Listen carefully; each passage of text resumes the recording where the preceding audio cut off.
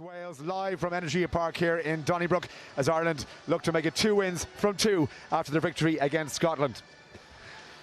Well, the reports of storm clear not quite crashing in around Dublin, thankfully to say, but we did have one fixture fall victim to the weather. That's Scotland against England, which has been postponed. France against Italy took place yesterday. As you can see, France comfortable winners, 45 points to 10.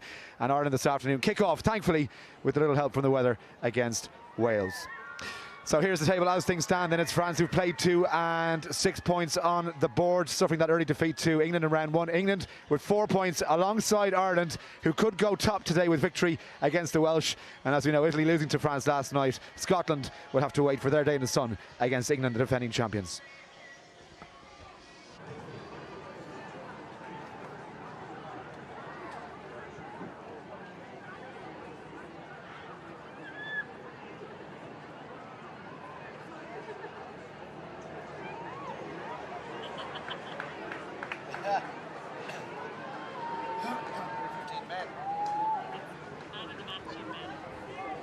So round 2 continues in the Women's Six Nations Championship, despite Scotland and England falling by the wayside. And two sides here facing into very different tasks following the first round. Ireland hoping to top the table with a win against Wales, courtesy of that postponed match in Scotland between the Scots and the English, while the visitors here still searching for their first win after a defeat to Italy last weekend.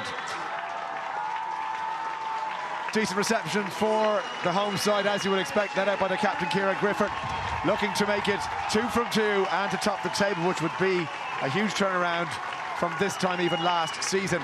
But Ireland had a very difficult Six Nations campaign. It is a windy afternoon in the Irish capital here, but given what was forecast, we actually have an okay day for a game. Wouldn't fancy being a place kicker today, but game management will be absolutely crucial. And on that, it falls down to the halfbacks and both teams to try and direct and steer the ship around the pitch. Beside me, former Ireland captain Fiona Coughlin, and I'll get your thoughts in just a second because we are going to pause for the national anthems, Wales and Ireland.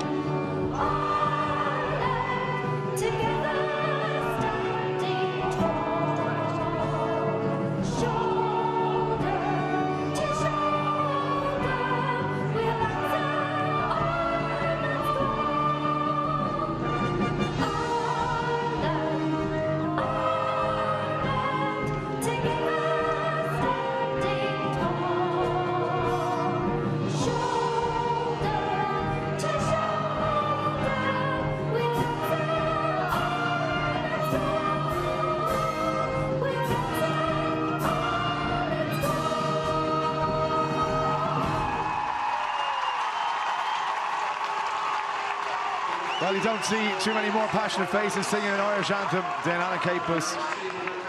We should have to go and regroup before we start this game, but there is a couple of minutes to catch our breath, and Ireland coach Alan Griggs wasted no time recalling Emer Considine to his starting 15 after the Railway fullback recovered from injury. She joins Bevan Parsons and Lauren Delaney in the back three.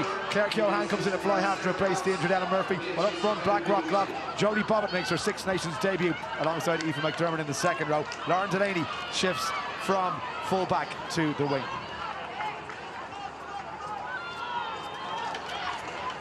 So that's the Irish team. 3 changes to the Wales starting 15 from their defeat to Italy, excuse me. 2 of those come in the back row, where Manon Jones and Alicia Butcher's packed down either side of captain Shuan Lillicrap in a dangerous and physical Wales back row. Ciara Bevan and Robin Wilkins form an experienced combination in the half-backs, while Jasmine Joyce on the right wing is one of the quickest players in the championship, and Lauren Smith is a late call-up in place of Kaylee Powell at full-back.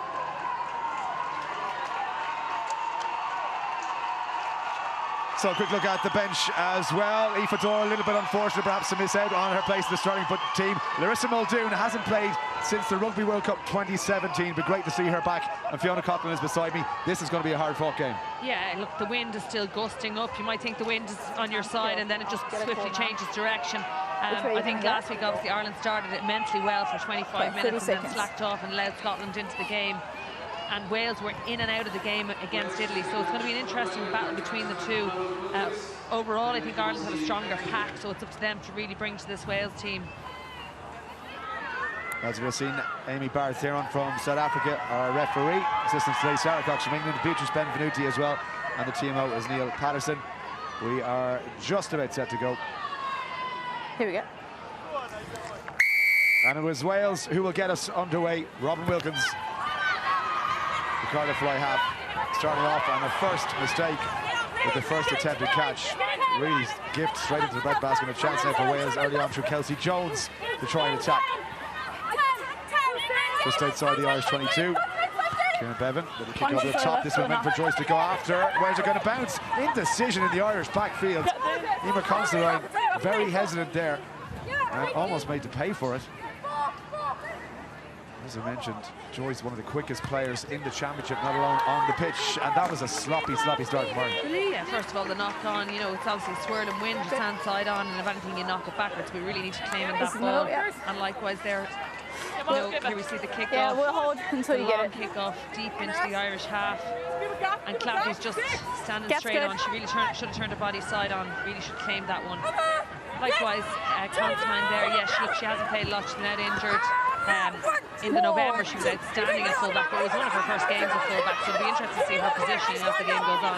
And Wales taking it to Ireland up front early on. Anna Capus coming in from the side and told to go back and enter the correct route to try and bring down this Wales maul, but it's a really good effort by the pack early on here, and it's a decent start. A little bit awkward coming back in the end for Wilkins.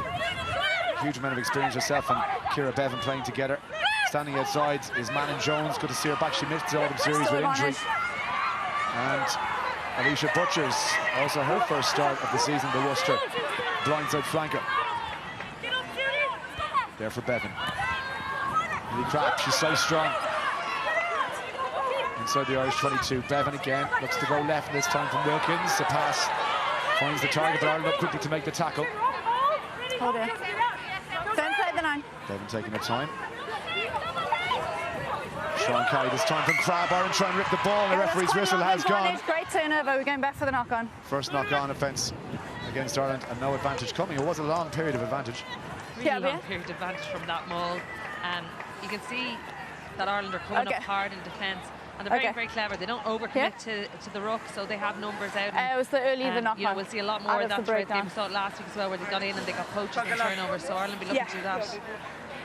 First scrum of the game now will be interesting. Ireland under huge amounts of pressure last week. Here was the knock-on offence, just we get you 12 to work hard on space. Spot by the referee, but as I say, a long period of advantage. You don't necessarily have to make the 10 metres anymore, just so the referee deems that you have got considerable advantage with ball in hand to use it as you see fit. But we will come back for the scrum. Fine long, Linda, yeah. In Ireland, of course, now Leah Lyons, Lindsay Teets, Linda Njunga and Cliona Maloney, the front row against Pearce, Jones and Hale for Wales to try and get a shove on. And they're going to attack this Irish scrum. It's come around and it's been stolen. McMahon. No Claire Malloy for Ireland in this campaign. McMahon a chance to make a bit of a name for herself in that 7 jersey. It's been occupied solely and brilliantly by Malloy for so long. A new face there now. Gwynley and Pearce, the loose head for Wales, into contact. Kelsey Jones calling for it. And try and move this early. Now up the middle they go. Tackle goes in from Keohane. There for Bevan. Little step from Smith. And it's Hannah Jones who dies with the ball. Out to the tight head, Keris Hale. And a little slip on to Natalia John, but she's pretty well marshalled and driven into the ground. Little step this time from Butchers. Ireland all defensive duties. Look at Griffin trying to come through. And Lindsay Peet is making a nuisance of herself on the ground there. High ball to Siwan Lillicrop. It just went forward. We go back for the first defence, but Lindsay Peet driving through there as if to say, we want to get our hands on this ball. Listen, she was off her feet. She should have made a more positive picture to the referees there. Lindsay gave away 3 penalties last week, and it's an area that she really needs to work on. You know, obviously she's a big ball-carrying player in attack, and defensively she's really strong. We can't be giving away cheap penalties like that. Here we'll see it. The tackle goes in. Brilliant tackle by Sendy Nuku. Haven't found touch with the penalty, and Considine's kick is blocked down. Again, it's just too slow to react, and a chance now for Wilkins to have a cut. Dragged to the ground by the Irish full back, and again, Ireland give away the penalty. Discipline a problem inside the opening 5 minutes. Yeah, look, they gave away, I think it was 19, 20 penalties last week, and that allowed Scotland into the game. You know, it's an area, they're cheap. They should have confidence in their defence. Tackle, roll away, let someone in if the opportunity is on. But just lying there and are not releasing, it's just giving Wales really good field position every time. Much better kick to find touch this time, no mistake. Well, here we go. Yeah, Emer Considine was the tackler. She didn't make any effort to release. You really have to show a clear picture to the referee that your hands are coming off, and then you go back in. She had time to do it, so just let the hands away and go back in first. Well, Amy Barrett there on is one of the most experienced on the 7s and 15s circuit, so knows exactly what to be watching out for. And it's a line out to Wales, as you can see, just outside the 5-metre line, and Jones to try and hit her mark here. Clean take. Maul. Ireland don't commit, and there's the penalty. Well, there you go. Might be the only time that'll work in the game, but what a moment to do that. Yeah, perfect timing to do it when you're 5 metres out like that, and that's a clever piece of game plan and management. They knew what Wales were going to do. Everyone was on the same page, and they stood off. I'll never forget the day Italy came to Twickenham and bamboozled England. Dylan Hartley and the boys couldn't make sense of what was going on at all, but that time Ireland played it to perfection. If you don't engage in the maul, you run the risk of conceding a penalty. Yeah, it was really good line out. Wales just hit it up at 4, and all of the Irish squads stepped off. But if you're going to leave it, it's going to and that's a truck and trailer, basically. Penalty to Ireland. You see the wind isn't on Ireland's favour on this side. On the other side of the pitch, it's going down into the Wesley end. It does swirl. Just get them. Take a step. Girls on me. Granny kick. Thank you. Can you come in? Let's go in. Yeah, go ahead. So Cliona Maloney was struggled to throw. And the Exile Project players for Ireland. That one just over the top, and a little bit fortunate that it bounced into the right arms. There for Dane. And Keohane good to take it up the middle from Michelle Claffey, the Blackrock centre. Again, one of the players had to work very hard to get back from injury. I'm sure enjoying her time on the pitch these days. Well, I'll tell you what, Bobbitt had to turn as she took that. It wasn't easy. Did well, though. Capeless onto it. Another strong carry by her. Keohane passes pretty awful, and she won't thank her scrum half for it. Trying to get away from Robin Wilkins. But dragged down inside her own 22. It's a maul. Taken in, not used. Referee did call maul, and Wales get the put in. Look, came from a bit of sloppy play there by Ireland. You know, new 9-10 partnership between Dane and Keohane. Probably haven't had an awful lot of time together in training and indeed in matches, and it just squirted behind Keohane. I think she was probably a little bit deep, and Dane expected to be wider, but great pressure by Wales. when you do make a mistake like that, really good defence that you just push up hard and terrier out the opposition like that. As I say, it just seemed to be a complete lack of communication between the two of them, and it's a decent platform from Wales here. They do have plenty of pace in that back line, as we mentioned. You can see Lisa Newman standing right behind Robin Wilkins, one of the tallest backs on the Welsh team. On the right-hand side, you have Jasmine Joyce. We know how quick she is, so let's see what they can manage from here. Steady. Yeah, just about it. Maybe come a step Hale closer. looks quite high on the tight head side for Wales, and that's where the pressure came on the last time. Ireland got it up on that left-hand side, put pressure on, and they got a turnover ball.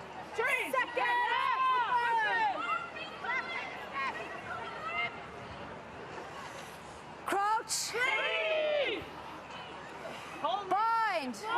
Let's go, Lindsay. Get it, yeah. Ready? Set. Stay up. So Ciara Bevan feed the scrum for Wales. Lily Crabb takes it off the back. Advantage being played now, so it's a free shot here for the backs. Lovely hands on the outside now. Opportunity to run into space from Smith. Out it goes to Joyce, trying one-on-one. Round the outside, tackle has to be made. And it wasn't. 6 metres short now, Wales. Can I get it out? Butchers. Ireland getting up to make the hit, and Bobbitt reacted first to the loose ball on the ground. Did she get her hands on it? I think Wales have managed to retain it. Out it goes to Crabb. The Ospreys lock, keeping the hands alive. Two on the outside now. This is Jones. Pass away and intercepted. Good reaction, I think, from Lauren Delaney, who got there first. Capus. Two to bring her down. Catherine Dane wants it. Again, the wind's so strong here, it's going to be awkward if Keohane swings the boot at it, but she wants to get rid of that ball. She's pointing upfield to her scrum half to say, let's get this out of here. And I think Dane is going to take responsibility. She is. Box kick from the scrum half. High ball. Smith underneath it. Oh, lovely dummy. Smith, little step, then eventually tackled. All right, Keohane. And still there for Bevan. Out to Pearce. Bevan once again. And Jones. Ireland, all defensive work at the moment. Really touched the ball outside their own 22. Little dummy there from Karen Lake, but Ireland getting up to make the pressure tackle, and I think they've got hands on the ball. Senanupu passes it out to the wing, and Considine can't quite gather it. Not her fault though, but yeah, Ireland under pressure early on here. Yeah, they've been defending the whole time for the last 10 minutes. You can see though, still defensively, they're looking to come up hard on the outside. Senanupu a few times, reading it really well, coming up and trying to kind of stop Wales from getting out wide. Here we just see it wasn't even a tackle, it was just a fumble. Parsons picks it up, and you can see the strength of the wind then when Sene tries to pass the ball out to Emer Considine. The wind just takes it forward. Tom off, yeah, Tom off. Yeah, that wind is just making life really difficult, but they just haven't got outside their own 22, and when we've had the ball, it's just been pressure to try and get clear. So Wales will be glad with the start they've made overall. They will. They'll be sorry that they didn't execute off that maul, that they didn't break away from that maul when it clearly wasn't a maul. Or likewise when the ball went out there to Jasmine Joyce, who did really well to stay in touch and worked really hard, but then to recycle again and just silly errors, like they're nearly trying to force it a little bit too much. They'd be better off nearly taking their big ball carriers, the likes of Hale, Pearce, Kelsey Jones, and just trying to bust through Ireland. Well, you think back to this from last year, you and I were in the Arms Park. It was a pretty sobering end to the championship. Wales, very comfortable, 24 points to 5. Joyce had a cracker that day, but Ireland, I suppose it just summed up their campaign. They never really fired a shot. No, like their basic skill level that day was really, really poor. Thankfully, we've seen a distinct improvement this year already in that skill level. And it'll come down to game management really in this game. And, you know, Ireland are having trouble getting out of their own half, even though the wind is with them most of the time. Chris Horsman looking on. Decent start by the visitors here. Another take by Gwen Crabb, and the Ospreys lock getting a bit of forward momentum as well. Pearce is calling for it. Loose head into contact. Good hit. Really good technique as well in the tackle. Out it goes this time. The wind picks up. Wilkins looking to keep those passes short and tight. No chance taken here as Karen Lake is held up briefly before she manages to get to ground. She had to. Lovely flat pass again on the line from Alicia Butchers, getting in past the Irish defence. Forward momentum. and it makes life easy for the scrum half. Crabb once more. Play on. 2 to bring her down. Decent tackle. And Njunga. Perfect technique. Out it goes from Wilkins. Still there, Lily Crabb. Advantage being played as well. It's hard even to pick up the referee's mic with the wind in it, but definite penalty advantage for Wales now. Penalty advantage on the Bevan. side. Wilkins calling for it. Plenty of numbers on this left-hand side. The pass in behind the shoulder. Go back for the penalty. It was a free shot. And Wales, well, I think with that wind, you wouldn't chance even having a look at a place kick at the moment. Robin Wilkins last weekend converted a brilliant one from touchline, but here we'll just see Ireland pinged for going offside. You gonna give it a go? Wales are trying to play it really deep. They're trying to get the spot behind the back. They really would do better off just hitting the gain line hard and sucking Irish players in. They're not sucking the Irish defence in. Ireland have numbers out every time. But you transfer it too early, yeah. Yeah, I understand. Okay. Just watch him stepping off the situation. So I touch had the same found. conversation. I said, listen, you both at fault, yeah? Yeah, nice. Yeah, yours Referee. just happened first. Amy Barthurn just having a word with Sean Lily Crabb and the You've got it? Wales captain, just to clarify a couple of things.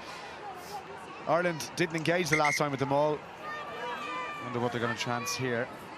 But maybe Wales are wise to the fact, but let's see what happens. It's a 40. how many players in the line out? Looks like they're going backs and forwards. Was that straight? Referee says no. Yeah, guys, very outside the shoulder. They have their centres in there in the line as well, so obviously looking for a maul. I'm going to tweet out a picture of you with your microphone at half-time just so people can see what I'm laughing at here. Looks like you're commentating into a rabbit. It's very windy today. Quality of sound is very important. Yeah. So, Wales gifting possession back to Ireland. Not straight from the line out. Let's see if Ireland get outside their own half. Look, I mean, it's going to turn around in the second half, you'd imagine, but still under constant pressure for 14 minutes so far. Crouch. It really is difficult to tell. Some flags are swirling down the Wesley end, some flags are swirling up the Bective end. It does seem to be coming from the right slightly, but across the pitch is more than anything else. Yeah, guys, I need you to just hold your space instead of taking it forward, okay? Just gonna leave on there. Same again, same process. Can you come a bit closer? Yeah. Well, one of the positives from the Scotland game last week was the big effort Ireland put in defensively. They've had to do it for the entire 14.5 minutes so far. It's not ideal, but maybe just got to be patient in this kind of situation and wait for the tide to turn. Take advantage when it does. Good hit from both sets of front rows. Dane with the feeds. Wales trying to put pressure on. Away comes Capus. And sucks in a couple of Welsh defenders. Dane again. Pops it against her fly half and went to McDermott. Now Cohan says enough is enough. Let's get out of our own half. At least put pressure on Lauren Smith. The Welsh hold back. No, she returns the favour. Considine is there. Bit of room in front of her. And she did have time. And then the swirling breeze has taken it all the way over the Welsh 10-metre line. Now Joyce, nowhere to run. Nowhere to run except straight into Aoife McDermott. Really good hit by the big lock for Ireland. And now Wales scrambling to get back. Bevan out to Pearce. Made himself available. An awful lot for carries the Welsh loose head. Made a huge amount of ground with each carry. This is Natalia John, the Ospreys lock. Both second row forwards for Wales playing club rugby with Ospreys. It looks like they're getting ready to kick this one away. Irish back 2 at the moment. Set to try and run it back. Keohane is on the touchline. Look at the wind again. You can't even say that that's with Wales. Not bad though from Parsons. Parsons inside the 22, and Parsons is going to score the first try of the game out of nothing. She really is the type of player that can create something out of nothing. We've seen it now 2 weekends in a row. Absolutely sensational pick, cleaning up with the ball, brilliant footwork and brilliant pace. But Wales put themselves under huge amounts of pressure. First of all, Jasmine Joyce didn't clear the line. She tried to run it back at Ireland. Ireland had a brilliant defensive line speed coming up and knocked her back. Is that her first touch of the game? I think so. One touch, one try. There you go. Ruthless, Bevan Parsons. Fine. Yeah, here we see the Wales kick. They're trying to clear their lines. It's whirled in the air. She just claimed it out of nowhere. Brilliant footwork. She can step off both feet, and she's unbelievably quick. So you've prepped this. Just give me a low. I know the wind is rubbish. Stepping inside. Okay, Look at the now we're power good to to go. break You can 2, take your 3 tackles, and then the pace to get there. She is lethal. But it's also the confidence she plays with for an 18-year-old. Okay, so you know, you come back to me. Just I know have she's to been slow in the down. squad since she's 16. She's like, yeah. She hasn't had huge amounts of opportunities, but any opportunity she's given on the ball, she's exciting. She brings the crowd to their feet. She's like a young Ali Miller, what? That's it, yeah. Just Learn from the best. Okay, happy with the try. So Keohane, again, look, I can't stress how difficult kicking conditions are. So anywhere in and around the post here would be really good effort. 5 points on the board. Ireland's first attack of any note.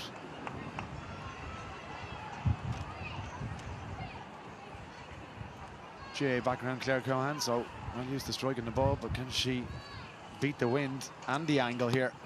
It's not a bad strike at all, and she got enough on it. Just to the right and wide, not a bad effort. Same one up the middle. Okay. Yeah, just look at this footwork here. It's just sensational. Defence there, but they can't get a hand on her at all. They were talking this week about trying to get the ball into the hands of the wingers more often, but just today the conditions won't really allow for that. But if you give her any kind of space at all, that's what she's capable of. Yeah, I'd love to see them play a game where she comes off her wing a lot more, Yeah. not even trying to get the ball out there, but even her running through off people's shoulders, she'd be lethal because of her power and strength. Nice hands by Claffey.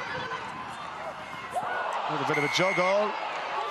Dangerous tackle. Well, it was shoulder. I think the crowd reaction a little bit over the top. I think it was just one of those seatbelt ones. It was just riding up over the shoulder.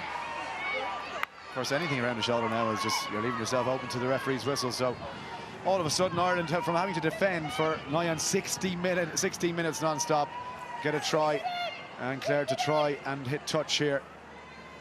Relieve a little bit of pressure. That is not going to have enough on it. And it's Bevan underneath it. Here is Ciara Bevan. Goes past Delaney. Before she's tackled to the ground. And Butchers to act as scrum half. Carried this time by Gwen Crabb. Pears. Decent pass. Crossfield kick. Came off an Irish hand from Wilkins. Where's he going to sit up for Considine? Lovely read. And hit in a tackle by Wilkins to bring it down. Oh, McClaffey just couldn't hold it. It's a knock on, and it's a scrum to Wales. Ireland actually had numbers out there. I think they had an extra player. It would be nice to see them get the ball out wide and back into Bevan Parsons' hand. Yeah, Claffey perfect. just took her eye off the ball. Tom off. Just doing a boot. Just Yeah, she was looking at the space in front of her. She really had to claim that before she decides what she'll do with it. Give it a bit of time to breathe, and then we'll get it. If they can just not shot the ball. What do you mean? Okay, so if you're Adam Griggs at the moment, I mean, it's, I would say mostly defending, but he's got to be happy with the way they've had one chance, literally one chance, and taken it. Yeah, look, it's tough to defend and defend inside your own 22 and not let Wales in for something that's huge momentum shift for them and a psychological boost to then just turn it around the one time they're out of their own half and they go in and score. Okay, time back on. Same again, girls? Yeah. One's in.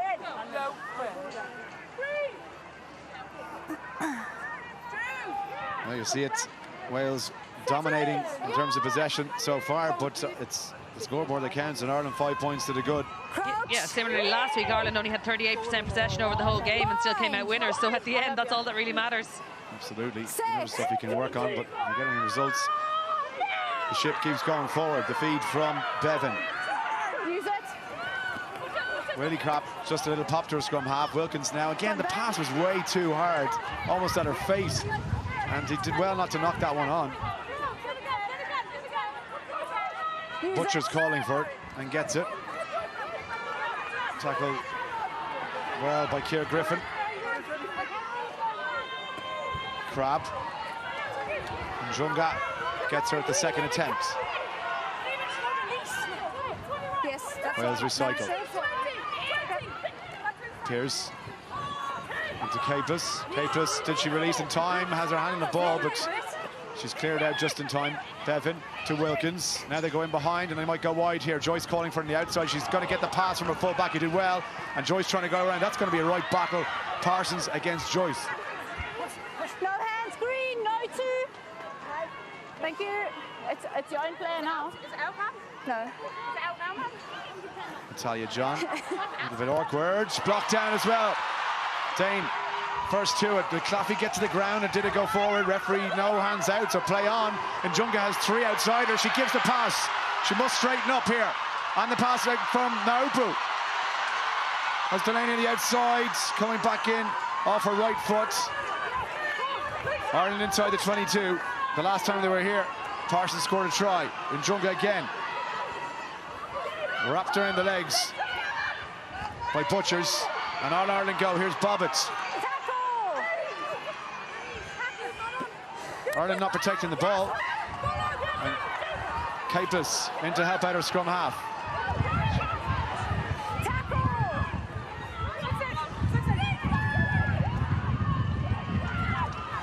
Griffin. Bobbitt on her shoulder. Needs a bit of help. Again, Ireland not committing too many to the rucks. Neither are Wales, though. McDermott trying to get free. Needs to present that ball quickly. Dane has it. Capeless trying to bash Pears away. That's not easy done. Right they go. Pete, oh, nice hands. And Keohane a little step. Little grubber kick for the corner. And for Delaney, that's going to be touched. It's not a bad play considering her options were pretty limited.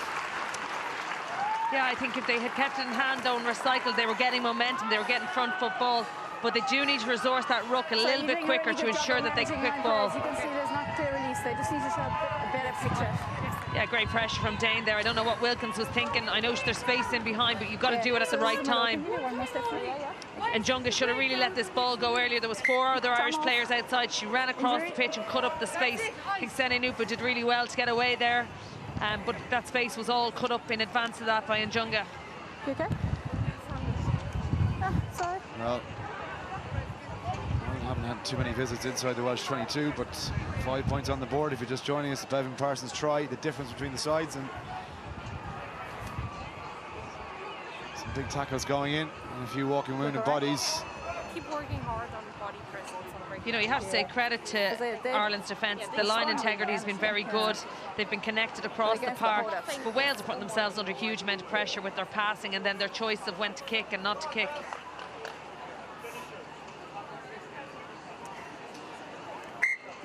Come back on.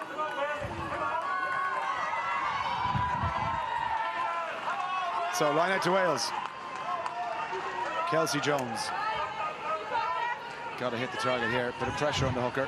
I'm sure McDermott will do her best to try and get up and contest this. Even Capeless having a look and see where the throw's going to go. They go to the front. Probably the wise option. They've dropped it forward. Surely that was a knock on. Had to have been. But the penalty, contact in the air. Yeah, Wales had good movement in the line out, trying to hold Ireland on the ground. And then they went hard up at 2, but I think it was Aoife McDermott who put a hand on her shoulder. Yes. Yep.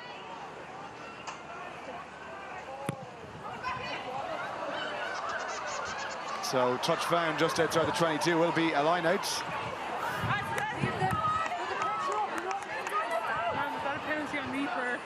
Yeah, when you jumped up, so firstly you closed the space, and secondly you just came there, up through contact arm. on the arm. Yeah, so just a little bit more space. You know, it was good by Wales. They worked hard to get in front of Aoife McDermott. And she was forcing and hoping the referee wouldn't see it, but it was clear contact.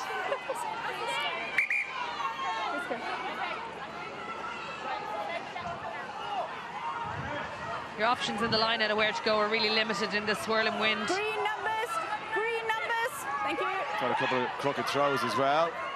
Bit of a delay, that one to the back. Again, the target and Njunga first to react. And the Irish tight head did really well. There for Dane now. Bobbitt trying to get in over the gain line. 2 to bring her down. Keohane. Tell you what, Lindsay Peat just had to check herself there. Not on the ball. Dane again. Out this time to McMahon. Ireland keeping possession. Play on, it's gone back. Left they go. Naupu. Parsons trying to spin out the tackle. Did well. Dane once more. Capeless, little dummy. Try to get the hands free. Back with a scrum half. Keohane. Ireland starting very flat. Bobbitt. tackle by Kelsey Jones. Keohane. Oh, lovely pass, and Junga gets the hands free. Oh, if that had gone to Claffey, still there for Keohane. And outside it goes to Delaney. Better from Ireland. Bobbitt trying the handoff on Sian Lillicrap, who does well to hold her up. Knees hit the ground now, it should be a ruck, it is. And then goes left now, boo. Little dummy by Sene Naupo, and a lovely offload as well to Cliona Maloney, and Maloney gets through the tackle, and Ireland have their second try. Really well worked try by Ireland. They had options every time on both sides of the ruck. You know, they could have gone either way. They resourced the ruck well, so that gave them numbers out wide. And then it was just really, really good work by Sene Naupo with the dummy and go. But a brilliant support line by Cliona Maloney.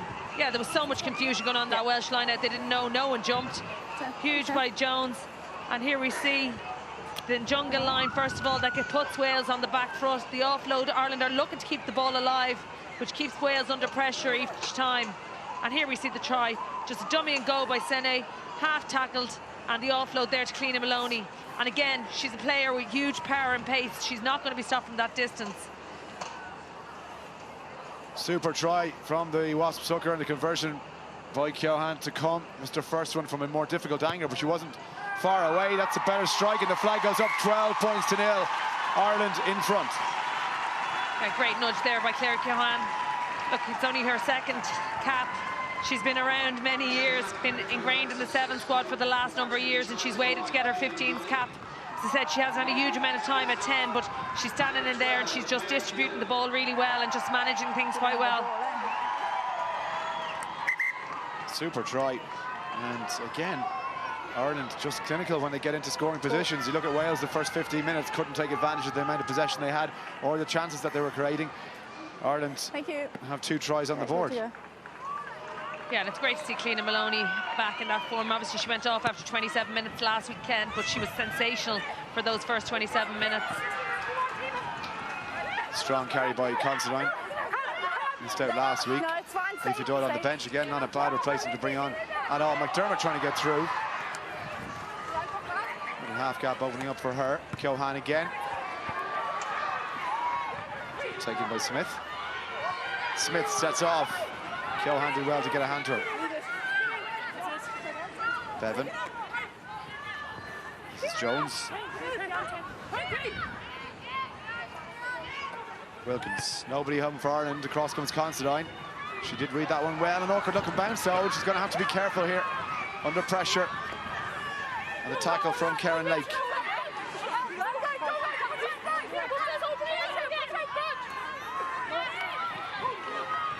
Bobbitt with the carry.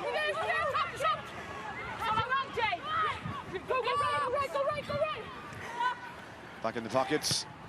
And Keohane to get rid of it. Took a little bit of late shoulder charge there after she kicked that ball, but the referee didn't see it. And she's back on her feet, none the worse for it. You made a good point earlier. You made a good point earlier about slowing the play. We'll look after here we just see. It's a little bit late here now. Yeah, she was following through, and she probably didn't need to touch her. TMO didn't pick it up, so it's going to be play on. I'm sure if you can get away with it, why wouldn't you? Kelsey Jones then to throw for Wales, looking to get off the mark. Play on, play on. 10 minutes left in the first half. Ireland's defence holding firm so far. Another tackle goes in from McMahon. Does he shift? And the big shoes to fill. Claire Malloy, all Keris. Gwyneth Pears. No gap through the middle for Alicia Butchers on that occasion, but still made a metre. Devon trying to present the ball so Wales can go again. This is John.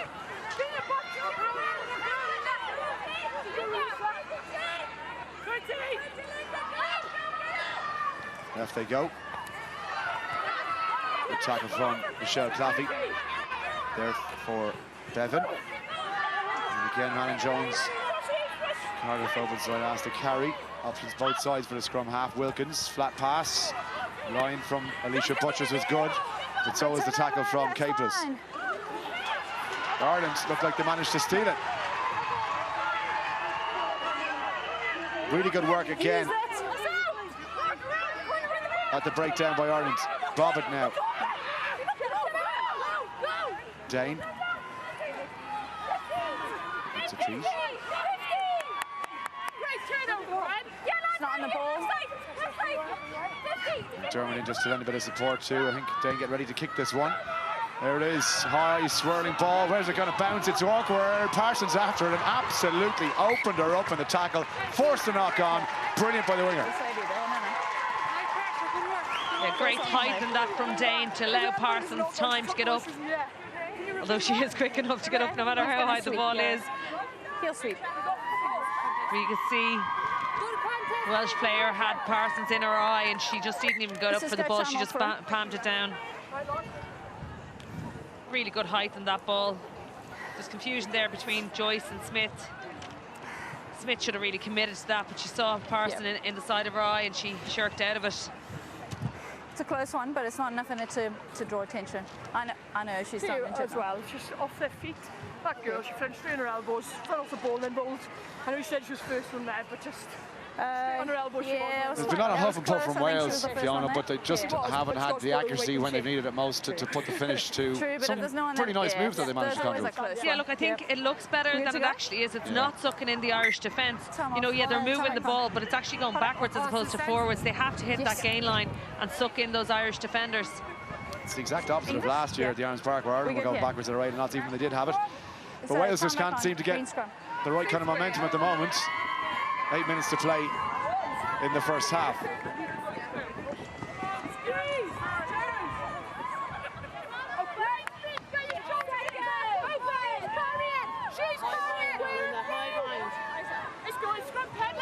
Crouch. Bind. Stay here. High bind, high bind. 6. Foremost tackles for Ireland, 7 for Wales, 9 dominance. That'll tell you the defensive shift that they put in. Claffey this time just lowers the head, makes a couple of meters. Dane to hit Bobbitt. He's been asked to carry again. Keohane looking for an Opu. Lovely line from Sene Opu. Keohane, little dummy. Wales up very quickly to shoot off the line and close the gap to the outside. Just why she had to just carry that ball in. Big tackle goes in, and the Irish captain, Ciara Griffin. So she felt that. Now, chance for McMahon here. Gets the hands away to Keohane. Considine, lovely. Oh, Delaney steps back inside, and Delaney kicks clear, and Delaney is going to cross for try number 3.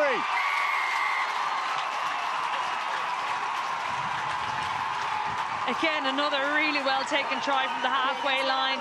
When it looked like Ireland didn't have many options on, Claire Keohane was doing a bit of dancing and going backwards. They set it up, and then they moved it out wide, and really, really good hands drawn and past. A bit of slack defence there by Wales to actually let Lauren Delaney through, and then she just gassed through. Just keep an eye out on, you know, just puts Ireland in such a strong position. 3 tries with 33 minutes gone. We'll see it again here now. Yeah, and it's just good hands. Drawn past the defence there, she just stepped back inside and then powered through. You question where the full-back was. She was missing. Yeah, you know, Ireland had the ball. It's hard to see in that picture exactly where the defensive set is. Look at the step. Oh, that was Smith who'd come across. Someone else needed to drop back then, or the winger needed to come across because they were so far out. They should have been on a kind of pendulum effect. There was no one there in the full-back line. One more try for the bonus point, and Keohane to try and knock over the conversion. The easiest of the 3 that she's had so far. 1 from 2. Even as head-to-head, it wasn't... 1 from 3. Just didn't catch it. No, we're just going time off. Just say that for me now. So all of a sudden Ireland are pretty comfortable. Yeah, we're going to go TMO check, and I just want to... It's foul play, high tackle, and there is contact to the head. Guys, we've got a TMO check. So Neil Patterson is looking for a high tackle. We've got a foul play check just on the side. Potential high tackle, contact to the head. Is that it there on Ciara Griffin from Gwendoline Pearce? The screen, Amy, and we'll put it on for you. Yeah, I've seen that first one. Doesn't seem too much wrong with that, does it? Well, I think there is contact with the head. Just want to see. Her forearm does make contact with the head. Just there, yeah. There is a wrap on the arms, though. look, it's definitely a tackle, but it's contact with the head, and she's coming from low up to high. Okay. So that's the best angle for you, Amy. Okay, Paddy, from what I'm seeing on the screen, I do have direct contact to the head by red. There is a mitigating factor in that they're both going, the ball carrier is going down, am I correct? So we're going on to yellow card. Agreed. Okay, team, is there anything else you guys are seeing? You happy with the yellow card? Yeah. Okay. Paddy, Well, can you just confirm that number for me, Pearce please? is going Yes, to red go number 1. Red number 1, okay. off for 10 minutes in the bin. Is the right call, do you think? Yeah, definitely the right call. I know the mitigating factor there of the Irish player Number going 1. down, but also Pearce going up as well, and nothing more than a yellow card. I have to say that's so we're great dealing work with foul play here. between the referee We've and got team. direct contact to the head by you. Okay, there's a mitigating factor in that the ball carrier is going down, but there's still that contact. She wraps her hand though. Just a pen. It's still a wrap. It's still foul play. We have to go yellow card. We've gone down from red to yellow. I can't go any further. Okay. That's fair So enough. can we? And look, you can't blame Lillicrap for asking, but No, I think it was so. always going to be a card with contact to the head. Yeah. It's had a busy shift as Gwenllian Pearce, but she's going to get 10 minutes in the bin, which will take her up to half-time and beyond. And it's 15 against 14 now at Energia Park in Donnybrook.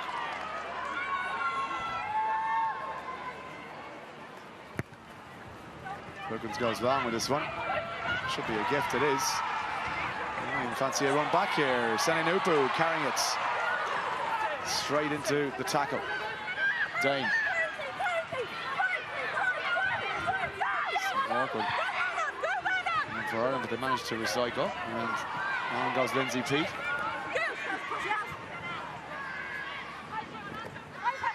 Johan out to Considine. Considine trying to hand off. Nice run by the full back. Dane goes left, Parsons. It's a handful. Not on the ball. Not on the ball. Not on the ball. Will do just enough to get it back there. McDermott back to scrum half. To her second row partner, Bobbitt. 2 hands wrapped around that ball. Doesn't want to cough it up. Dane now, Keohane, Capeless. Junga came across, but nothing wrong with that. Dane again to her fly half. It's not necessary, guys. Considine trying to get the hands free there.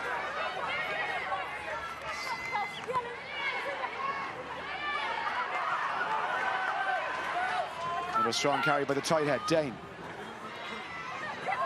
Oh, just dropped, was about to go forward. Lindsay Peat couldn't hold on to it. Knock on, scrum to Wales. Yeah, it's good to see Ireland trying to play that. They're trying to play a bit wider, but with strong ball carriers in the middle of the pitch to suck that Welsh defence in. Ireland just needs to be lucky around the ruck area. No, Yeah, it was just slightly in front of her. She should have claimed it, though. In my opinion, you had the body first, so we can't let you have it, and then it was ruck. So then you went in. And then ball. Yeah, so go for the ball first, then I'll give it to you. I think Ireland have been lucky at times in offensive rucks. They've kind of overran it and then All come right, back how and much in from longer the to half-time? side. You So gonna make Trina it? Maloney in the last one, Okay. and the ref hasn't picked it up yet, but it is something you don't want to give away, an easy Okay. penalty like that. Yeah, just because Kelsey's out, as soon as that ball's at the back, he needs to go, so there'll be a man. Yeah, So there you hey, see Cara Hope, Sub. Ospreys, as you said, is going to have to come in for the scrum with Pearce in the bin. Must have 2 props on the pitch at all times, so the players are going to have to make way. Looks like Shane Lillicrap is coming off. So usually don't see that too often. Okay, time back on. Red scrum.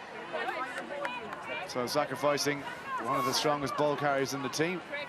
Yeah, I love it.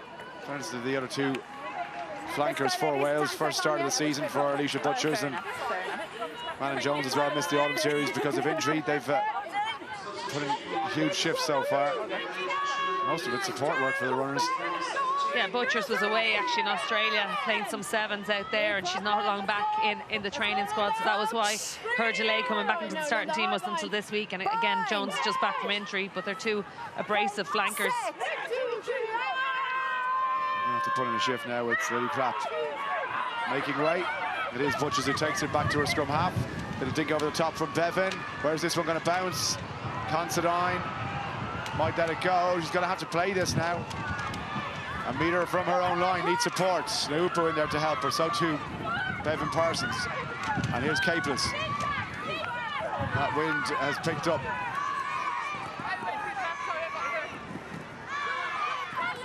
Bobbitt, support on her shoulder from Adele McMahon.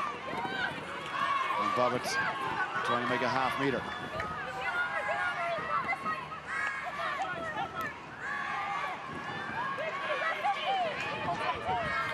McDermott.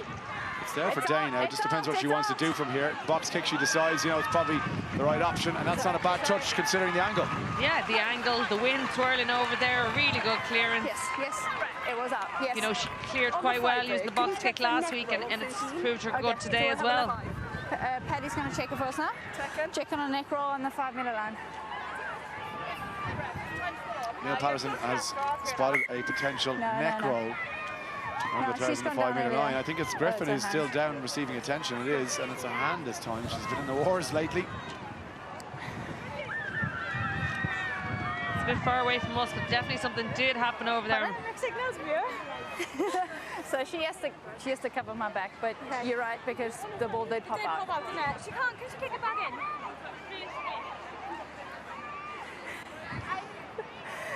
So yeah, but I didn't. So we're just waiting to see what the incident was. Good to unfortunately, see you'll just Ciara be Griffin back on her liable, feet. You can get smoked then because the ball's come out. Yeah. There you go, 6 tackles. Amy, all check. Nothing there at all. Nothing there in terms of neck roll, so play continues. It's all good. Just under 3 to play. Jones with the throw. Ireland get up through McDermott, but it's Gwen Crabb who gets a hand to it. The pass to Karen Lake. Just outside the Irish 22. Bevan wants to get it quickly. Here's Butchers again. Wales down to 14, don't forget. At least until the end of the half. On comes Keris Hale. Strong run by the tight head. For Bevan once more. Left they go from Wilkins. Straight into contact, Hannah Jones. And the Gloucester centre do well to recycle. Back inside from Smith. Ireland, I'm sure, desperate not to concede now before the half-time whistle. Particularly with an extra player advantage as well. Here's Crabb. Smith at scrum half. Another carry by Hale. Inside the Irish 22. Good platform here. Can they get their first score of the game? Wilkins, little dummy then by Lake. Lake trying to get through the first tackle, and Maloney comes across to put her down. Look at that by Capus, though. Brilliant defence from Ireland and counter ruck. They are determined not to concede a try, Ireland.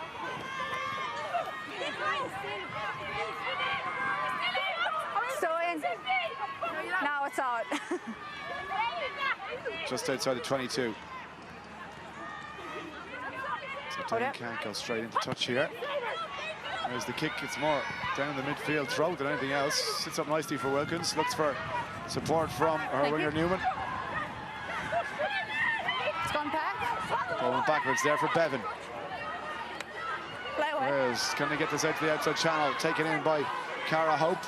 Quick hands to Wilkins. Now, bit of room in this outside channel. Here's Manon Jones. Advantage being played. You want it? Dangerous tackle, lever. Quick tap and go, and referee's happy to let play continue. Ciara Bevan trying to go all the way. Scramble defence from Ireland. Wales desperate to get off the mark here before the half-time whistle. Counter ruck again, it's gone loose to Smith, the fullback in the corner. And Wales have their first try. It's the fullback, Lauren Smith. What brilliant work by Bevan. She was constantly in communication with referee. It all came from a high tackle from Anna Kafis, I think it was. Oh no, it wasn't. It was Emer Constantine who came across. Anna Kafis was in to make the tackle. Emer Constantine came across. Ciara Bevan, brilliant by her, brilliant pace on the outside. In fairness, good for Constantine to make it back on that scramble defence. And then it just squirts. We'll deal with it afterwards. Yes. That's nearly all too easy for Smith to just pick that out of the ruck and go. There was no pillar here on the blind side. Ireland trying to smash their way into the ruck, but it just presented the opportunity for Smith, and she didn't need a second invitation. Not their first try. That was down to 14 players on the pitch as well, and the conversion to come to try and narrow the gap. Difficult angle in the wind.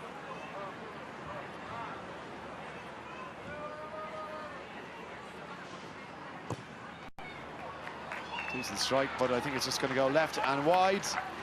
And there is the half-time whistle. So Ireland 3 tries on the board. Wales right at the death with 1 in reply through their full-back Lauren Smith.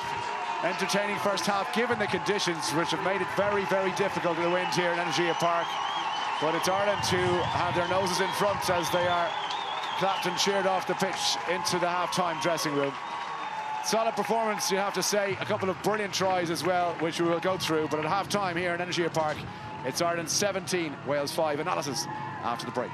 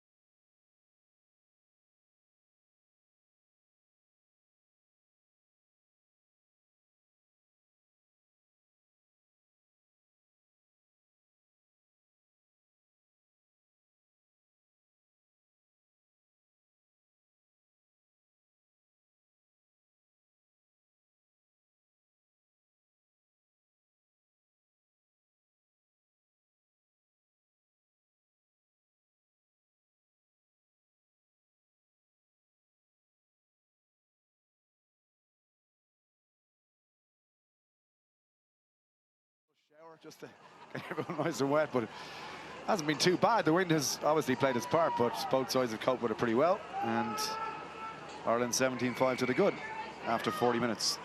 Looking to make it 2 from 2 and looking to top the Six Nations table. Bethan Lewis is in place of Natalia John for Wales. The only change we can see so far at half-time, so fresh legs in.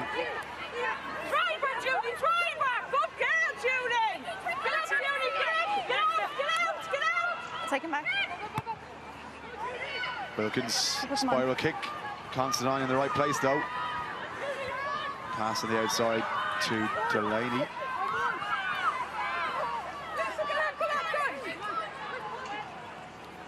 Here's Dane. Bobbitts. Huge amount of carries in that first half. The second row from Blackrock.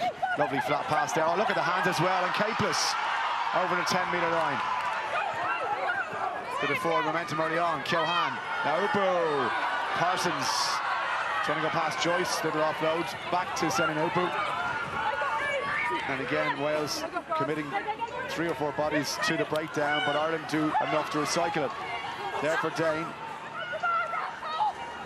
Out it goes to Ciara Griffin. And the captain takes the tackle just outside the 22. Claffey this time. Powering away forward. Oh, that's really good by the inside centre. Dane now goes right this time. Keohane, miss pass, lovely hands by Maloney to Considine, but I tell you what, that was a good read in the defensive line for Wales and almost paid off with the intercept. Back inside, Capeless again. Play on. Ireland still in possession. McDermott, strong carry. Equally good tackle though by Keris Hale. Ireland still have it. Lindsay Peat. Njuga. Njuga almost at the line and she gets there! What about that from the tight head? And a shout to all our friends in Skerries watching on. What a try. Brilliant work by Ireland. It went from one side to the other, back through the middle. So many players got their hands on the ball, and Linda Njungang to go over to try. Serious power at the end from that. But Ireland are playing really, really positively. They're looking to break that gain line, keeping the ball alive. We saw offloads from McMahon to Capeless, from Parsons to Nupu, and then to actually create the try, we saw the offload from Lindsay Peat to Njungang.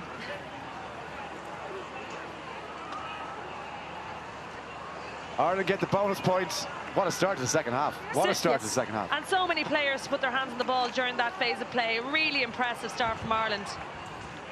You know, it's clever play. They're playing on the gain line. They're asking questions to that Welsh defence. They have to commit, which is creating spaces and gaps, which are allowing soft tackles. The power in the carry. A couple of really good offloads in the first half as well. And support line as Keohane knocks over the conversion. Flags go up. Perfect start to the second half. You're back to the full 15 now. Everyone's back. Like, Ireland are trying to overcomplicate it. They're doing simple things really, really, really well. You know, when someone makes a break, there's someone there on their shoulder to either look for the offload or get in and support them on the ruck.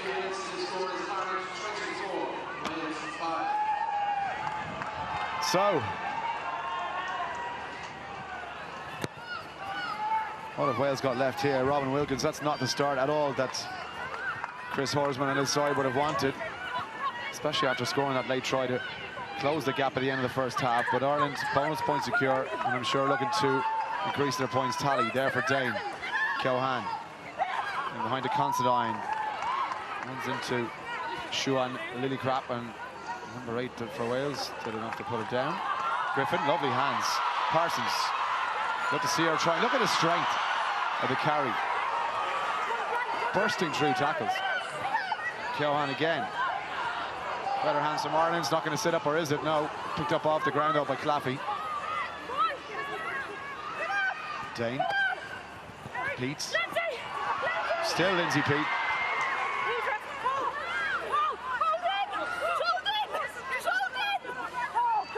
Penalty Wales. No, so you've gone straight off your feet there. Yeah, Emer Considine penalised for going over Peach. And Lillicrap was in there trying to get her hands on the ball, but with Considine just flopped over, she couldn't get in on it. But again, Here we just see it. Lindsay Peter was a good initial carry, great leg drive, putting Wales under pressure again, and Constantine just falls down on the ball, which means that it's not a clear contest for the ball. The first one. I know it was you in there. If you're trying to shot holding, I've got to let it breathe. Yeah, happy, yeah. Sorry, man. That's okay. Prior to that, though, it was again that good intent from Ireland. They went wide. Brilliant offload by Ciara Griffin out here to Bateman Parsons, and just it's a tough one. You didn't every do time she anything gets the ball, she offers something. She adds to the game.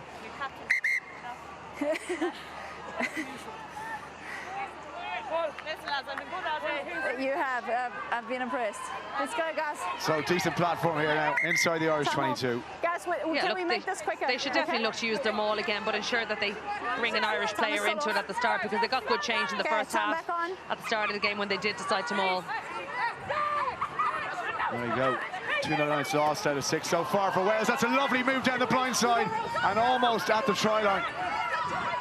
Catching Ireland unawares. Quick one to the front. And now a chance to try and bash away. Gwen Crabb is a metre short of the line. There for Bevan. Keris Hale, she's held short as well. Wales looking to respond almost immediately. Lily Crabb, and they do. They get there. Wales have their second try. Brilliant response from Wales. Straight back down here, and they went for a line out at the front that gave them good change at the start. Last week, Kelsey Jones went over a try last week with something similar around the front. This time she didn't quite make it to the try line. Here we just see it, really clever. No jump between herself and Hale. She just doesn't make it to the line. It was good there by Dane, held her up, but they recycled again. Went through a couple of phases, got their numbers into the ruck, and then Siún Lillicrap, there was a bit of a disconnect in the Irish line that allowed her just to stroll in. So Wales with the perfect response to conceding that early try, and this should be a formality for someone her ability. Robin Wilkins knocks over the extra 2, 24 points to 12 now, and 2 tries in 6.5 minutes. Yeah, Aoife McDermott shoots up there, and there's a huge gap between herself and Sene Nupu that leaves Sene too much ground to make up. Ireland to be disappointed, though, that they let them so easily down the front of that line out, because, as I said, we did see it last week when Wales scored against Italy.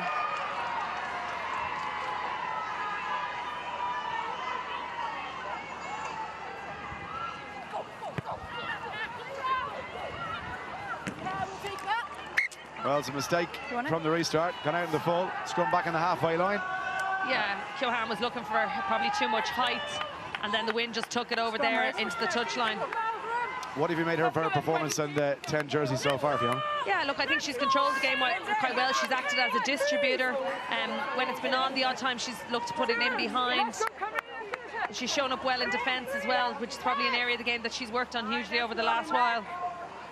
Like as I said before, she probably has played more of her 15s game at full back or on the wing, and she's only new enough into the 10 position. Thank you.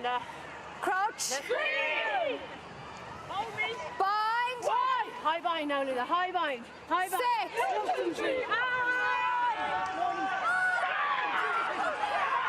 Solid scrum from Wales again. Bevan options both sides, goes with the left, and Lake little kick over the top. That's out in the full, and that's a line out to Ireland on the halfway line as the wind picks up once again. Yeah, look, it was good scrum by Wales. They got it up on the left-hand side. That created a little bit of space, but that wind is just picking that ball up. Anytime you get any sort of height in it. Plenty of time. Plenty discussion in that Irish backline at the moment. Michelle Claffey and Bobbitt standing side by side. Now Upu's gone wide with Considine and McMahon. I have to see Bateman Parsons get her hands on the ball, but Ireland have got to win the line out first. We got 2 there, guys. Went forward from a 2 knock-ons. Welsh take the first one off the top. First, so it'll be an Irish scrum. Yeah, Wales were up in front there, putting good pressure on, but just forced the knock-on. That wind really is gusting now. It makes it a huge job for the hooker. You're better off just keeping things simple, try and get it straight, and even just up at the front just to secure possession. Obviously, it limits your options when you want to go out wide, but the thing is just secure first phase possession. 8 turnovers conceded by Wales, 7 by Ireland so far. Bind. Good all scrap at the breakdown, but Sick. our team can protect the ball best in the second half. It's going to give themselves the best chance of winning the game. There's the feed from Dane, and again Wales applying a huge amount of pressure. Now they did it illegally according to the referee, but that was a an example of the power that they have up front. Yeah, so they're already under pressure there. Under 15. I don't know what she called that for, whether it was going early. And they seem to be all 8 in a nice powerful position, waited till the ball went in. Unless on the far side there was someone in at an angle. Yeah, so I think you had the shove on, but it was quite clear that the one had turned. It's hard to see what maybe was for early engagement. Was it or break? Forward, yeah. If you go forward first, I'll have happy. Yeah, it was in at an angle as opposed to straight forward. This is the middle. She would have been happy if they'd just gone straight, but they were driving in on the angle.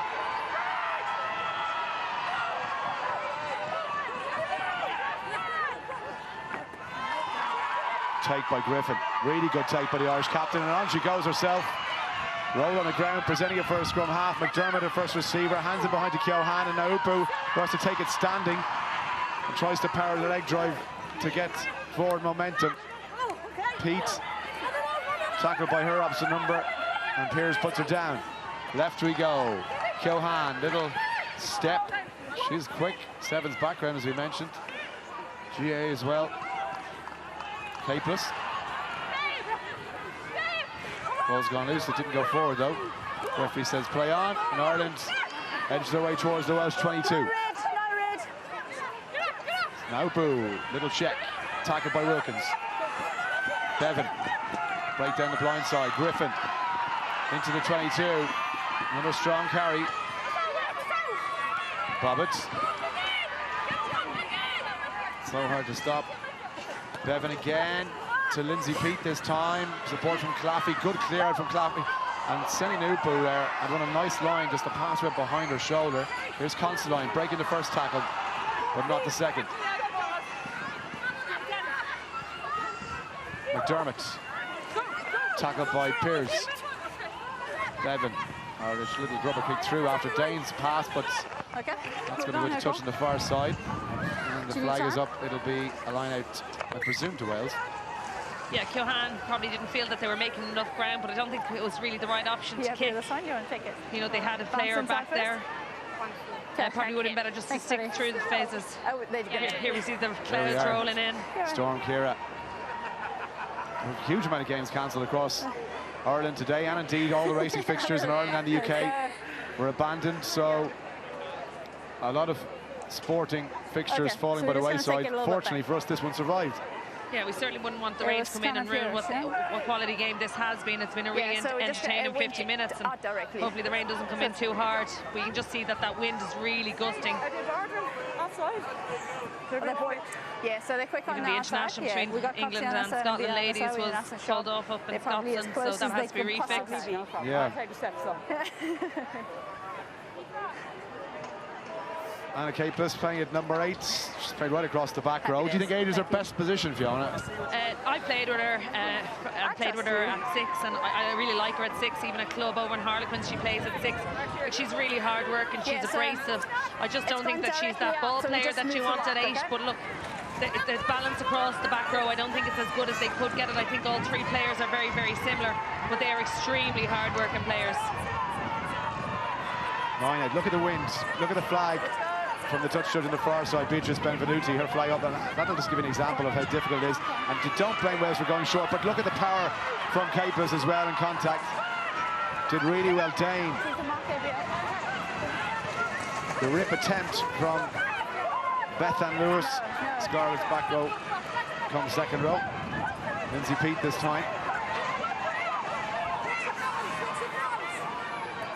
Keohane behind to Capeless. Tackled by the open side for Wales, Manon Jones.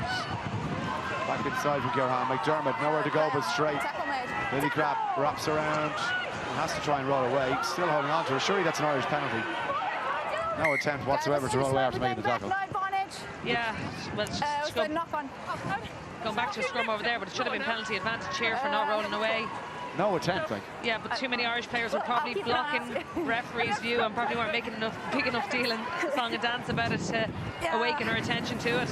Here comes the rain and the wind. Oh my God. The brave souls on the far terrace are getting absolutely bombarded at the moment.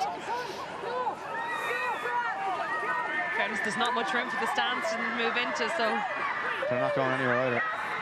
Great to see. they're delighted to be on camera.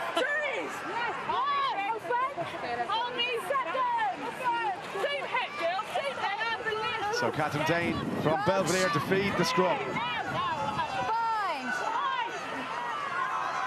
Set. Rain is absolutely pelting down now, and it's right into the Irish faces as well. Gonna have to keep this one really tight. Capus, don't blame her breaking off the scrum. Needs a bit of support now. What a tackle that was by Ciara Bevan. Brilliant technique by the scrum half, giving away height, power.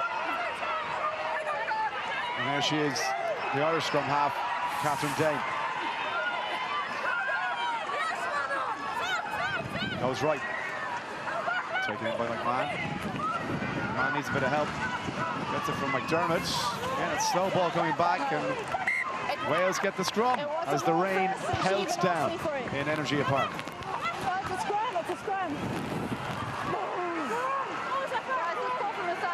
And the players, I think, thought it was a penalty coming, but this is now, like, Emer Considine can barely even face the right direction. This is horrific. This is a storm. This is a storm. Like when you look at the England-Scotland men's game yesterday and the rain came down in the second half and it ruined it as a game, I think this is actually even worse. It is worse. I am not.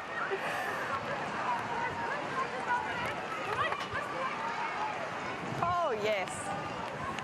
Just look at that rain. The sheets of it. Thank you. And the poor souls over on the far Coffee side. next time, that'll be great, thank you. I tell you what. They're still staying there. Where are the smiles gone? Where are the smiles gone? They're still standing there in fairness and waving their flags. Oh, brilliant.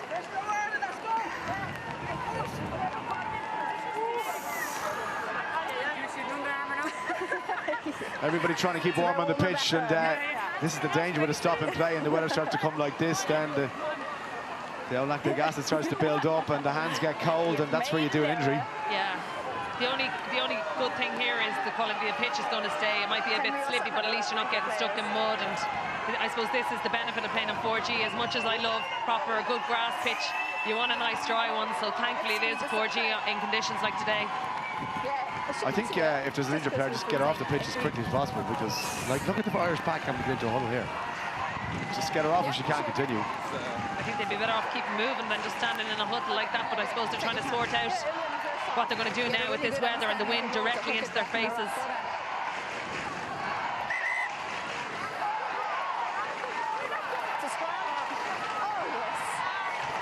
This is biblical stuff. Honest to God, look at the sheets of rain smashing in on the top of the players. Like, I don't know how they can even see the ball. Selina Hooper has two hands in front of her face. She can't even see what's in front of her. This is a tough decision for the referee to decide when it comes down to health and safety of the players on the pitch. Yeah. You can't even see what's going on. And this isn't, by the way, this is not going anywhere. This is down for quite some time. Good solid scrum by the Irish. I'm sure the front row is probably the best place to be right now. Bit of warmth, away from the rain, an awkward looking kick. Back there's Considine. It's amazing she can even see that. Just want to give me the time. So once the game goes past 60 minutes, it could then be abandoned. Otherwise, the match goes down as null and void. McDermott. This is just horrific conditions, and even on their screen it doesn't do justice, but for the players, even barely even seeing 5 feet in front of them with the rain right in their faces as well. Carry again from Lindsay Peat. Papa doing my best to try and wrestle support line, but it should be there for Dane. So once we go past 60 minutes, the referee can then abandon it to stand as an official result, but before that, null and void. So we got to at least play to the 60-minute mark and see if things ease up by then. Yeah, look, no player wants to finish a game like that, you know, on the 60-minute mark. But when it comes down to health and safety, I think it's really important, and particularly when it's not as tight. But then you question whether a team will come into it in the last 10-15 minutes. 12 points the gap, 2 tries. And again, just very difficult for the players now even to catch that ball and to see what's coming at them. there for Dane.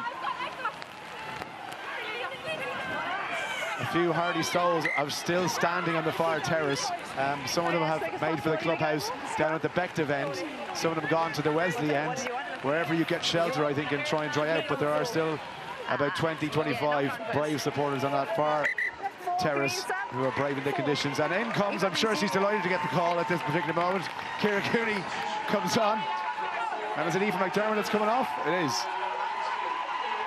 And look, every player on that bench would be itching to get on, even if the weather conditions are horrific. Yeah, it's getting stuck in. Yeah. You just want to be able to make an impact.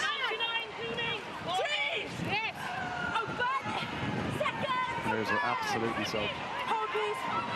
Good shift from McDermott again in that second row. Herself and Bobbitt, different types of player in that second row. The power from Bobbitt and McDermott. Yeah, I think that's one of the reasons Bobbitt came back in straight to start, was to give that shore up, that tight end side of the scrum that was under difficulty last week. That went forwards, knock on. Referee didn't see it. How did she not see that? It's right in front of her. It's clear as day. Play on. This is Manon Jones. Tackled by Cooney.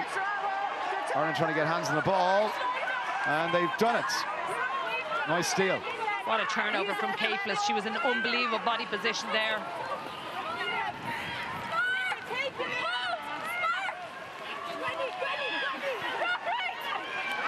Approaching 58 minutes gone. 12 points, the gap still. Maloney over halfway. Nobody's going to risk anything in these kind of conditions, so it's all about keeping it tight and maybe hoping that somebody can break the defensive line. This is McMahon, presents it nicely. Claffey, lovely line to the Welsh 10-metre line.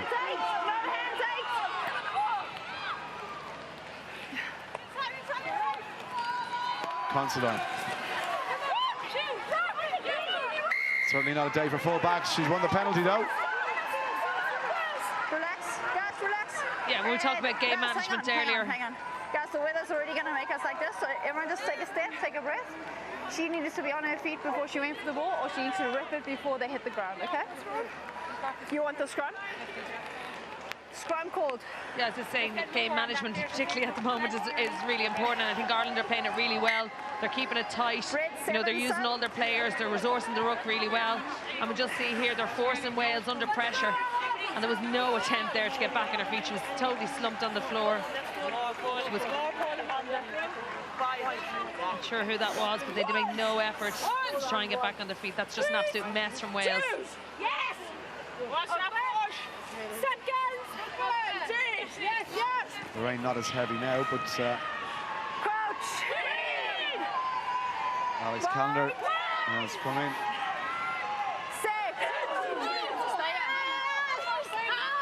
Fresh legs for Wales to try and get something going here. It's not easy in these conditions. I can tell you, it's awkward. It's gone around. A penalty to Ireland again. Relax. Hey, hey. Yeah, Ireland are under pressure in the scrum, but it's because Wales are illegal. Give me some space. Come on. We've just had a word about it. Okay, that's unnecessary. I can understand you. No, I can understand you frustrated because she started first. I get that. Okay. But there's no need to push it, especially when it's downtime. Yeah. Okay, let's Can just. you please ask her to stop? Yeah, 100%. yeah. 100%. Let's just keep the discipline, guys. Right. It's rubbish. Starting in the scrum there, eh? So, I feel like we're dominant. your Next one, step around. no, your number one is already turning in. Okay. Okay, her shoulder's hidden. I've got it out a So lot. if her shoulder's square, and we're still, that's how open forward first. would it be otherwise? Yeah. Okay. You want the scrum again? Yes, please. Okay. Yeah, I can see where think Siún we've moved Lillicrap forward is a coming lot. from. She feels that Wales are dominant going forward, but on the loose head side they are in an angle, and it's that negative angle Time's still off. that they're showing to the referee, and that's what she's picking up on. So if they can straighten it up. Well, that's another look at it. You can see, yeah. Yeah, it's in an angle on the loose hand side, but they're also whipping it up on the tight hand side. Okay. I hope they remember to turn on the hot water for the showers after. Well, after our Grand Slam in Power Oh, yeah, I remember. That was horrific. No hot showers. You're joking. Are you No, serious? after horrific weather, then there was no my hot showers. And it was a bloodbath. Like actually a muck bath, I should say. It was horrific. Yeah. I remember you could barely see the numbers of the jerseys at the back. Capus trying to burst through. Lovely run by the number 8. Brings it to the 22. We've 20 minutes left to play. Ireland looking for a 5th try.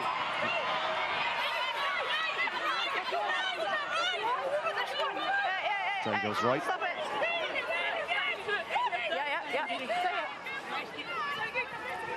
NZP.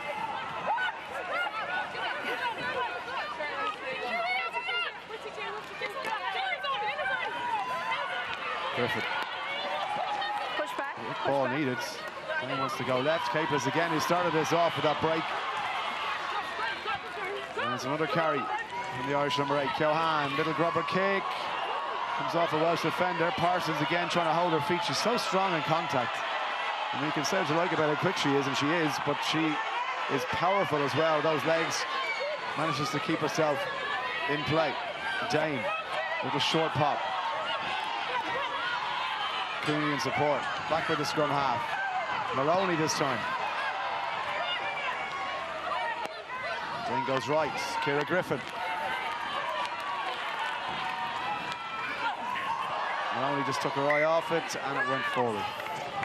Yeah, good sustained pressure again by Ireland, working through the phases. Keohane tried to change it up a little with a little grubber back inside, and it came off the foot.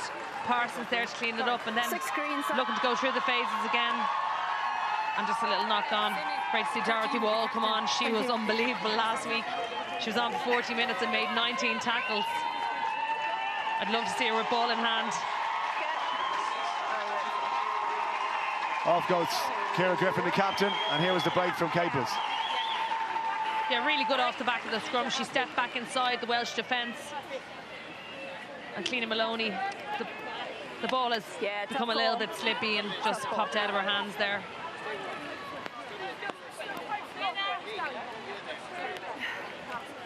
Soon Sene Nupu takes over the captaincy. Capel's gone off the pitch, or sorry, with Griffin gone off the pitch.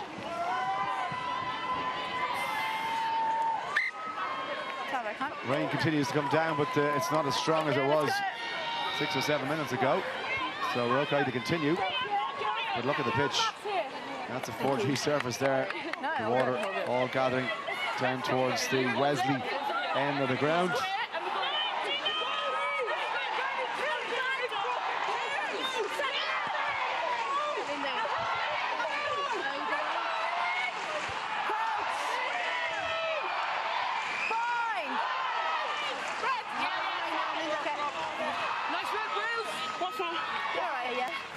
She apologises. Right. No, you're right. Baby flanker. Next one's a pen though, yeah? Yeah. Cheers! Cheers! Crouch! Bind! Set!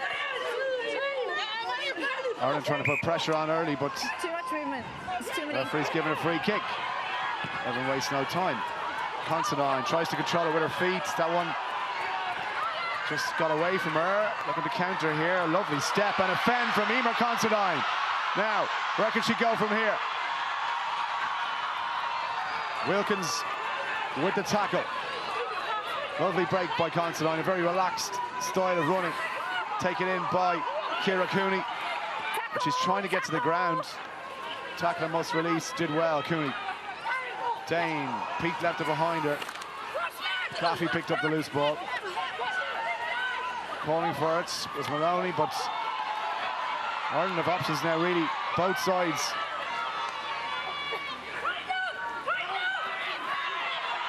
Capers.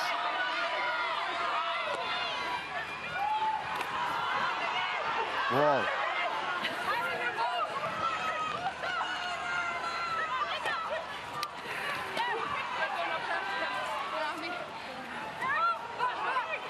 Loose, but Claffey picks it up and then holds and knocks it on.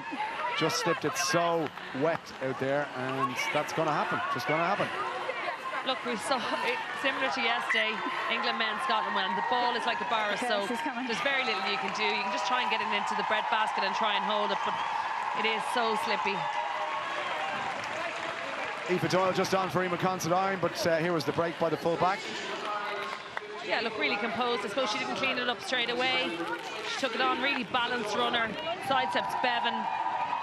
really balanced on her. She's looking for option to the side, and Jungan was on the inside, but she was blocked out by the Welsh defence that were in the passing channel.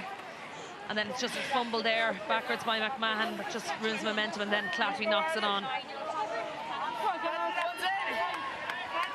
Yeah, look, the weather is horrific. It's really clear. Difficult day. Nobody likes playing this. No, and yeah, he's enjoying himself anyway. I tell you, that Guinness is getting diluted by the second. It's just half water he's drinking. But like, we have seen the way that the water's got up on the 4G pitch. Imagine if it was a grass pitch, it probably would be unplayable at this stage. Well, that's exactly it. So Aoife Doyle, just confirmation on the screen there. She's in, and she goes to the wing on the right-hand side. And Delaney shifts to full-back. The Considine off for an early share. The tackle was a little bit late from Doherty Wall, but the referee said it was fine. And she did well to put pressure on the kicker. Now, here is Delaney. She said played full-back last week. And here's Baven Parsons. Still on her feet. Again, no real effort to roll away there. It just makes it awkward for Ireland to use quick ball when they want to. I'm sure they know what they're doing. Here's Sene Nupu. Little dummy, two-handed carry over halfway line. 15 minutes to play. Taken by Cooney. I think Bobbitt is just holding her leg there. Picked up a bit of an injury. Is it a hamstring she's got? Wall. Strong hit. Dane goes right.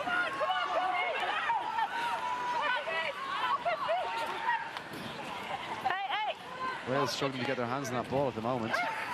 McMahon. Just cramped for Bobbitt, so hopefully she'll be okay to continue. Wall again, 2 to bring her down. Throwing herself straight into Alicia Butchers. Just went forwards, vanished to Wales. Ireland having to defend now. Bobbitt out of the cramp and into the tackle. Penalty Wales. Don't shout, please. Yeah, I haven't seen a huge amount of Dorothy Wall play. Obviously, she came from Feathered Rugby Club, has moved up through the 7s rank underage and then into the 7s camp. And now she's with Railway Union. But I asked some of the girls what she was like at training, and they said she's a human wrecking ball. When you're ready, and we saw it last week in defence, and I just want to see her get ball in a little bit of space, and I'd say she'd rip it up as well. Wall by name, Wall by nature. A few bricks in there as well. Touch found and a line out to Wales. So look, 12 points the gap here. This game is by far from over. It's not over at all. If Wales were to score next. Yeah, look, I think Ireland have managed it quite well, though, even when the conditions went bad. I think they showed a composure throughout the squad of what they were trying to do. Yes, we had a couple of errors, but overall, I think they've been quite composed. Good, yeah? Yeah, you got it. So, Sub's gone. Kelsey Jones to throw. Paige Randall is in.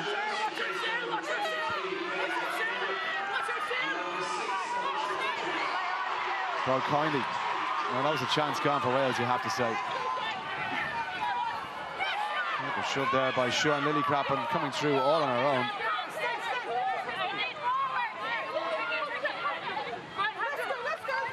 There's a carry from Cooney. Strong drive with the legs. Did well there. And he goes to ground. And for Cronin, just on the pitch. Meanwhile, Bo Strum half. Again, a little bit awkward at the breakdown. With Lewis making a nuisance of herself. Pete is calling for it here. She's going to get it. Ryan Ireland get over that gain line and towards the 10-metre line. Right hand side they go, trying to get their hands free. Dujan. She's on the ball. No. Maloney. Capeless at scrum half. Little dummy. Not bad, release the ball. Couldn't get back on her feet. Lillicrap just holding her on the ground. There's Cronin. Here's the brick wall over halfway line. Cronin again. Looks for Claffey. Trying to break the tackle attempt of Kelsey Jones. It's a rock! It's a rock! Bobbitt calling for it. That's a powerful run. Cronin, little darts. Trying to duck underneath the tackle of Georgia Evans.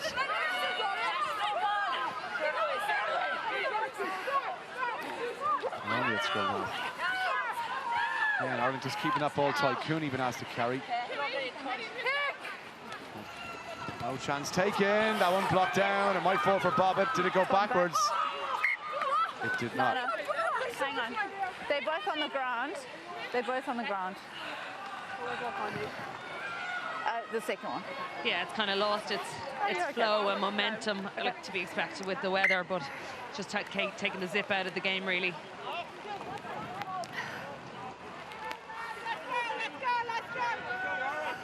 Well, it's almost like a league within a league, isn't it, really? Scotland, Italy, Wales and Ireland, because France and England are so far ahead at the moment. That's just the reality of it. Yeah, I think so. You know, France, though, have shot themselves in the foot a few times. Last year, you know, Italy Ireland beat not them. just catching it on the back foot, really. But this season, they just seem another level. Like, they were very unlucky not to beat England at home. You know, second half, their scrum was unbelievable, and they just errors kind of let them down at times when they were in key position. And yesterday, they were phenomenal against Italy again, with a mixture of players and, you know, rotation in their squad. And likewise, England, we've only seen one game for them, but it's such depth in their squad and rotation amongst players that they have the players coming through no matter what. So I do think they're at a different level, but you know, if you get a game in bad weather, it's quite leveler, and you never know what it'll bring. So this is it. God knows what the rest of the tournament will bring. But Ireland were very clear that they wanted to win the 3 home games, and they're putting themselves in a really good position to do that. Great to see Larissa Muldoon back. 2017, the last time we saw her, Fiona. Yeah, she took a year out, and then she struggled with injury as well. And, you know, again, it's great to see her back in, and the change in position as well. She's moving from scrum half to out half, and it'll be interesting to see how she goes again. She hasn't had a huge amount of time there, but she does have the skills to play there, and hopefully her game management from 9 will just extend into the 10 position. Really good game from Claire Cohan. I just can't stress enough how difficult it was, particularly for a fly half, to try and manage a team with the wind and the rain, but I thought she did really well. Yeah, look, it was controlled. As I said, she facilitated the others around her really well, and she said that's what she wanted to do. In fairness, she got good quality balls. She wasn't under a huge amount of pressure at times. But look, on your second cap, to still be able to control it and not feel any pressure like that is really positive. Just over 10 minutes to play then. Solid scrum by the Welsh. Advantage being played. Big tackle goes in from Cronin. She wasn't expecting that, Ciara Bevan, I can tell you. Whistle's gone. Yeah, Coxey's got them. Do you want time? What time off? Because we're all done it. Yeah. Guys, a penalty came out, pulled out of the contest. Yes. Great powerful scrum there by Wales. All 8 of them driving forward. Ireland spin around to the right and become disconnected. But harrying there by Nicole Cronin to get Bevan down. Not the cleanest strike, but it's found touch. I think there's what Muldoon can do about that. So it will be a Wales line out. Ireland bringing on more fresh legs. Laura Feely, the Galwegians prop, is coming in. And it's Lindsay Peat is going to go up. Yeah, Lindsay got some good carries today. After the first couple of minutes, her discipline was much improved.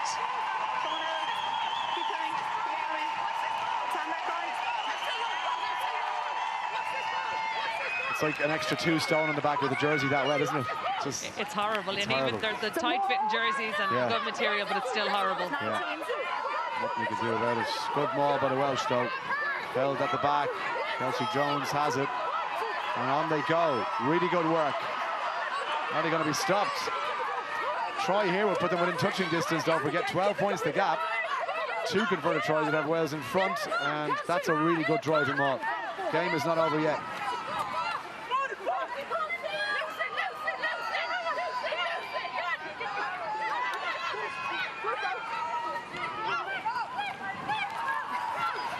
Taken by Lake.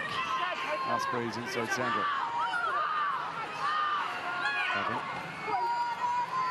Crab. First time tackles now crucial for Ireland. It's wet, it's cold, and I'm sure the players, some tired bodies in there. Muldoon's over it, but she couldn't get a clamp on the ball. It's your own player, it's your own player. Should be there for Ciara Bevan, it is.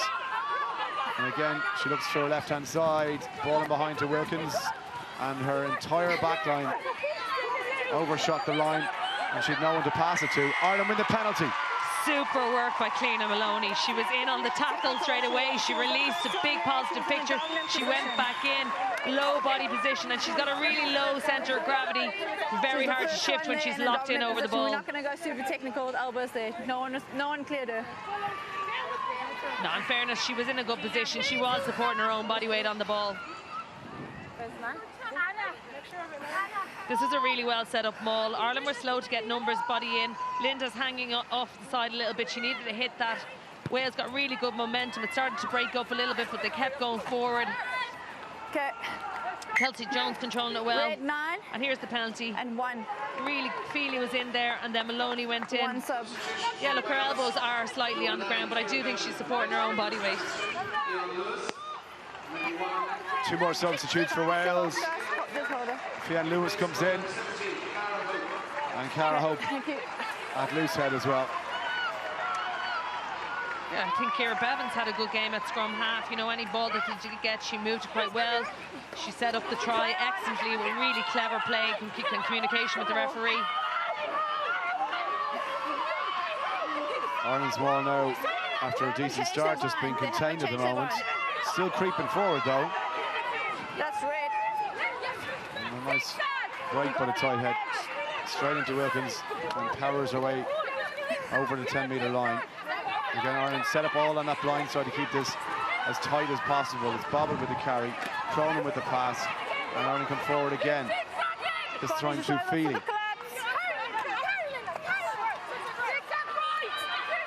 Look at the power. Brilliant. Now Zhuzhang.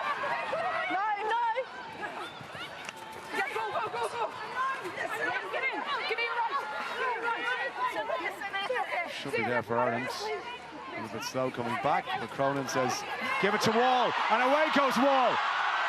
One-on-one with the fullback. Wall tries the power fend, still on her feet. What a run that was. Put it back row forward. That's the power we talked about. Ireland in a dangerous position now. Muldoon gives the pass. Where's that ball gone? Referee signals a knock-on. What a shame. Yeah, knocked on there by Edel McMahon, but what a break by Dorothy Wall. Just showed her power. Probably doesn't have the out-and-out pace that you would need for sevens. That's what makes her a perfect back row for the 15s game. Yeah, but she just spotted a little. It was a great carry from Linda Njunga, first and foremost. Really good, and the support is there straight away. Good work by Nicole Cronin. That's it, she just fends someone off and just powers herself through. Super run. And she'll be pushing hard for a starting place again. Yes. Ciara Griffin, the captain, obviously Edel McMahon, a good game, and Capeless as well, but to have someone like this to bring off the bench, there was the knock-on. Yeah, look, and that's what they're looking towards for the qualifiers in September, October, that they have more depth throughout the squad in every position, so the competition is higher, and that's what drives training and then what drives your performances in games. That last one, we'll shit up, we're going straight through. Yeah, let's go, same again. Yeah, it was a clear It's great to see the age profile of the players coming through. They're a lot younger, and their training age, again, is a lot younger, they have a lot more training age at a younger age, which is brilliant. Well, look, let's be honest, I mean, there was a lot of doom and gloom around the campaign in the championship form from last season, and it does seem like Adam Griggs has done an awful lot of work to get them up to a much better standard this season. Certainly, and I think the addition of Kieran Hallett and Stephen McGuinness into that backroom team, and Orla Curran as strength and conditioning officer, I think they're in really good shape. They look really athletic and physical, but their skill set overall, I think, has improved, and their understanding of the game. But they will have tough days ahead still. That qualifier is going to be huge for them. Italy, Scotland, Spain and Ireland for a place in the World Cup in New Zealand next year, 2021. It would have been unthinkable to think of Ireland not getting a place in it a few years ago, but they've got to qualify now, and they've got to go the hard road. That went forwards from Crabb, and Ireland will get the scrum.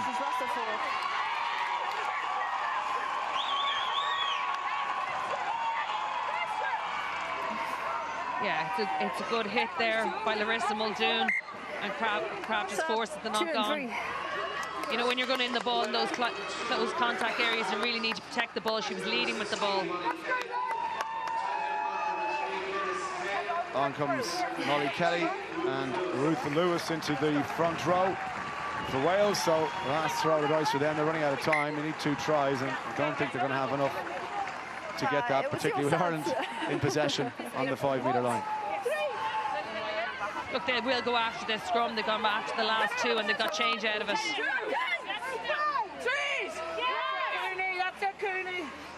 Crouch. Bind.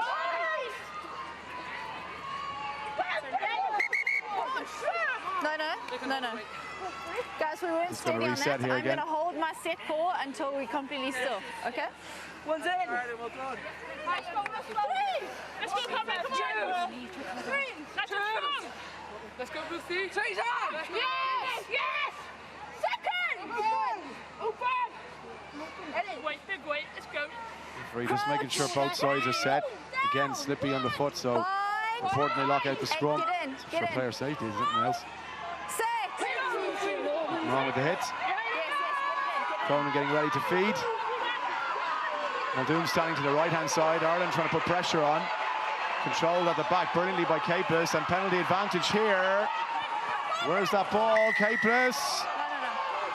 No. This is gone. She just knocked it on there. I think as she tried to pick it up, but huge scrum by Ireland.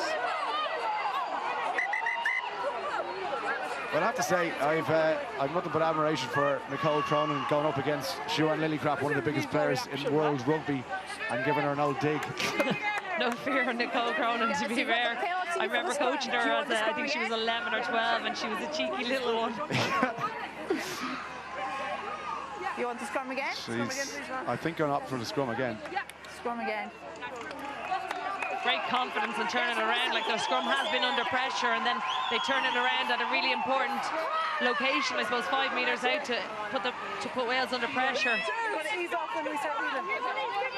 Having to sweep the rain off the pitches. That's it. All hands on deck. We're going to make the 80 minutes though, which I tell you what, after mid 55, there's a question mark over it. 24-12, bonus point in the bag, and Ireland looking to finish with a bang. 5-metre scrum.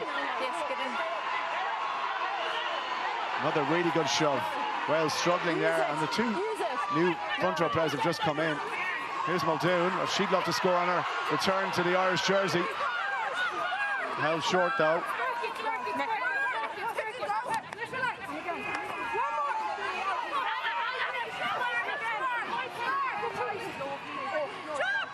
I'm trying to keep this one tight. Wall. Cronin directing the troops. Wants Bobbitt to have a go, but she's well behind the gain line, and Lillicrap read the pass really well to get up and make the tackle. She lost about 3 metres. No.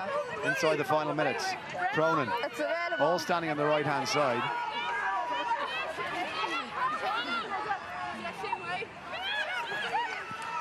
Again, just trying to power it away over from close range. Nothing fancy here, just keep the ball in contact, keep hands on it, get as much as you can behind the weight, and Cooney with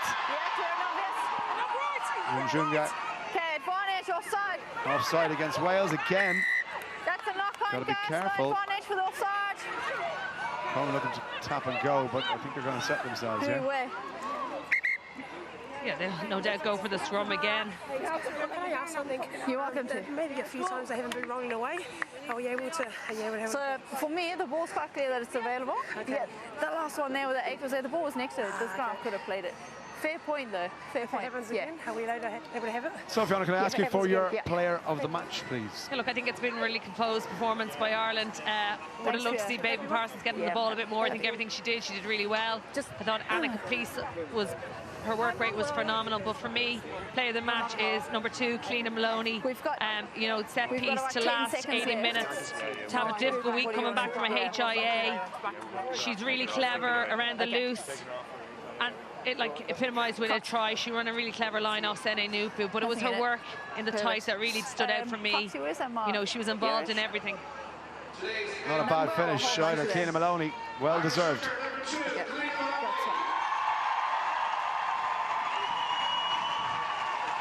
So clock stopped just while we make sure everyone's back and fit and able to continue. But yeah, she's had a super game. I'll tell you, to finish like that, to go around a fullback as a hooker as well.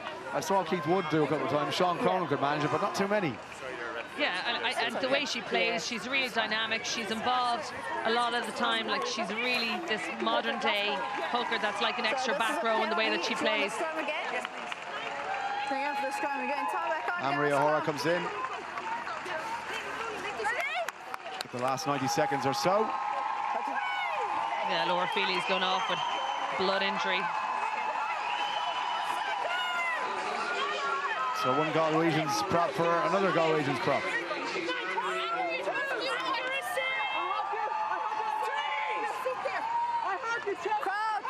Can Ireland finish with a score? Muldoon standing almost directly behind Anna Capus.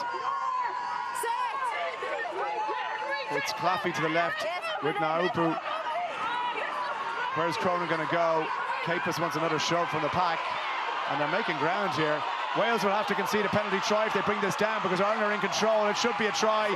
It should be a penalty try if it's not given. It's a penalty try. Absolutely super finish to the game from Ireland. You know, their scrum hasn't been their strength throughout, but at the end of the game, you know, I think their fitness and their power of that pack told. And there was all 8 there together driving, and then they knew they got a sniff, and they all went for it. What a way to finish for Ireland. The damage really done in the first half, and straight out of the blocks with the bonus point as well early in the second half. The penalty tried to finish it off, and it's been a comprehensive victory for the home side. The game is over, by the way. I know Wales are in a huddle. Referee has blown the final whistle, but yeah, it's been impressive, Fiona. Yeah, I have to say, you know, when you take everything into account, the weather conditions, but the intent and the endeavour they went to play with from the start, they were looking to keep the ball alive, they were looking to move it into the wider channels, and their overall skill level, even in bad conditions. Look, I know we saw knock-ons and stuff in the second half, but prior to that, in bad windy conditions, the skill level's up, the fitness levels are certainly up, and hopefully this is the continual rise of this squad.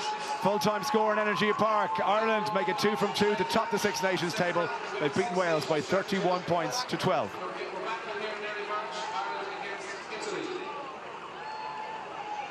So, job done, a huge improvement across the board from this time last year. You think back to Cardiff in the Arms Park on that Sunday afternoon, a long, lonely afternoon if you're an Irish fan, a brilliant day for Wales, 24-5, and a reversal of that.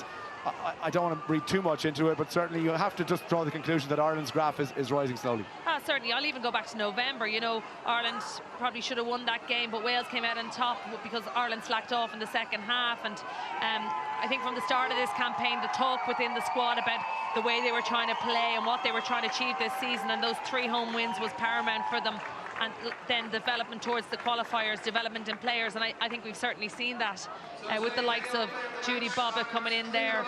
You know, you're seeing new players, new faces, Aoife Doyle back in there as well. So, as I said earlier, it's that competition for places that will drive standards in training, that will drive standards in what they play. Let's go down to our touchline, because the player of the match is Cliona Maloney, and she's with Damien O'Meara. Cliona, congratulations, you are the Aon player of the match, and with your presentation on behalf of Aon is Paula Thomas. Cliona, 2 wins, a bonus point and a try along the way. Ireland top of the table, a near ideal afternoon. Well, there's a lot of things that are happening today that we didn't know how they were going to go. We were expecting Storm Ciara in the first half, and she didn't come till halfway through the second. But look, it's about how we respond to mistakes and things going wrong, and there was plenty today, there was plenty last week. There'll always be mistakes, but it's about how you come back and what you do with them. But in terms of that, a clinical aspect to the first half, 3 attacks, pretty much 3 scores, and when Storm Ciara arrived, you managed her in the game pretty well along the way. Oh, we did. Look, it's hard to know what to do with weather like that. You can't really train for it. We were wetting balls during the week, but you can't make hailstones. So look, we got the win. It was a messy all day. Fair play to Wales, like they gave it everything. But we'll march on now, train next week again, and hope for the best against England. In terms of the performance, though, you must be very happy with the challenges that were set for you and areas that you wanted to improve upon from weekend 1 to weekend 2. Yeah, like sometimes we end up on the wrong side of the referee and things like that, but it's about getting sticking to our game plan and getting ourselves right, and that's where we'll continue to grow, hopefully throughout the tournament. How difficult was it around the 50th minute onwards to play in those conditions? It was bad now. Like I didn't come off obviously, but I'm still freezing. Like it was very, very cold, so it's just a matter of the girls coming off the bench. You got Doro, the younger girls, Ciara Cooney coming off the bench as well. Like they gave us everything they had, and that's how we got over the line. I hope that the heat none in the dressing room. Thank you very much for your time. Congratulations. Thank you. Cheers.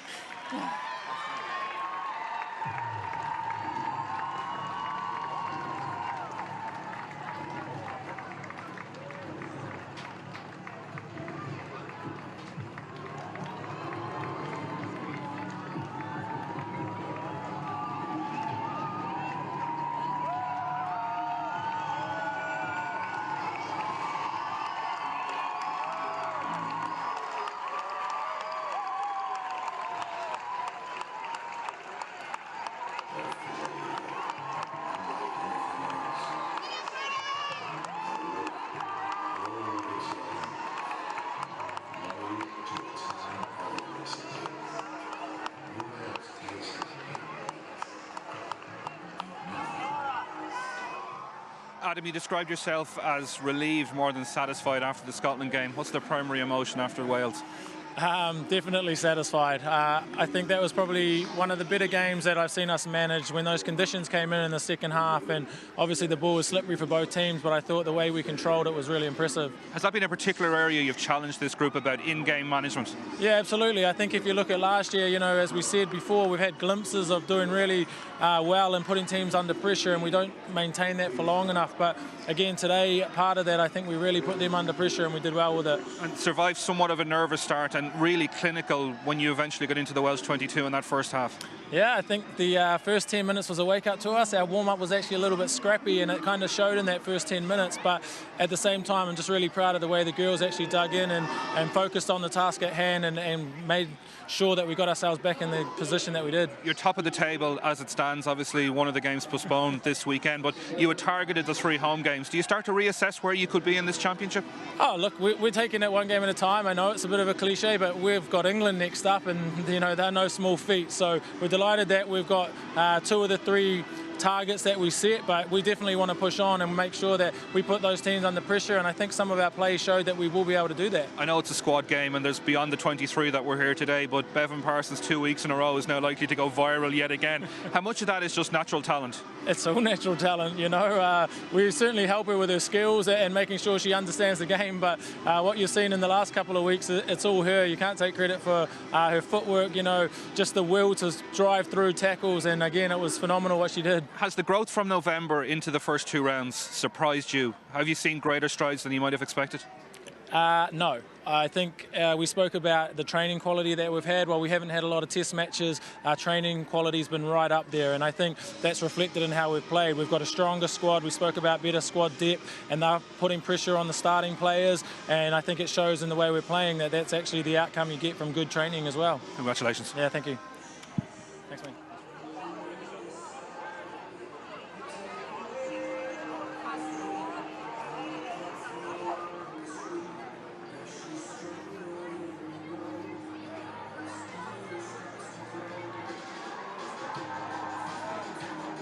Thanks very much. Yeah, you're fine. You look great. Ciara, bonus point win, really impressive performance. Good afternoon all around.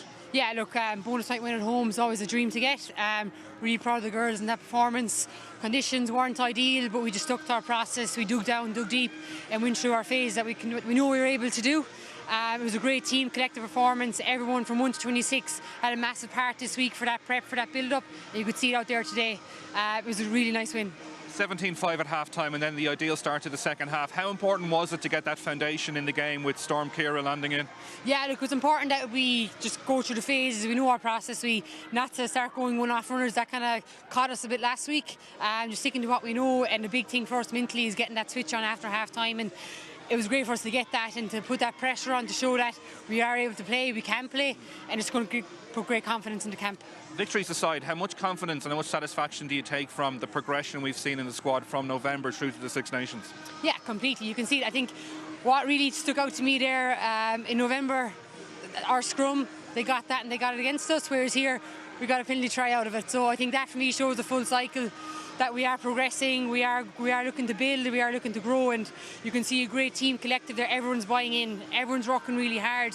We're all just really want to wear this jersey with pride. Big challenges to come. England next up, obviously away to France as well, still to come, but you must take so much from what we've seen on the field of play and what you believe is still capable from this squad. Yeah, look, there's more in us, we know that, and the great thing for us now is we have that confidence from 2 home wins. It's been a while since we've had that, so that alone is going to, so you know, it gives you that extra gear.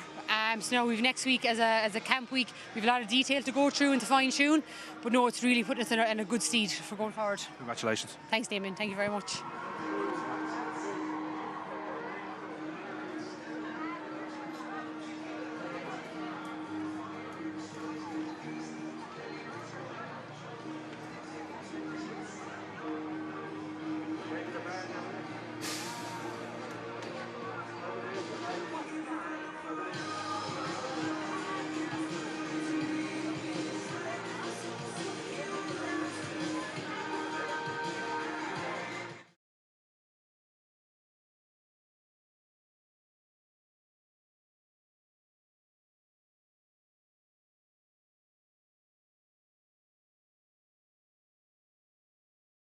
Sides today? Yeah, 100%. I've had credit to Ireland. We were second best in all aspects of the game today, and they thoroughly deserved their victory. So again, for us, you know, that's test rugby for you. It tests you physically and mentally. So, you know, unfortunately today we came second best in that. Did you expect to be more competitive?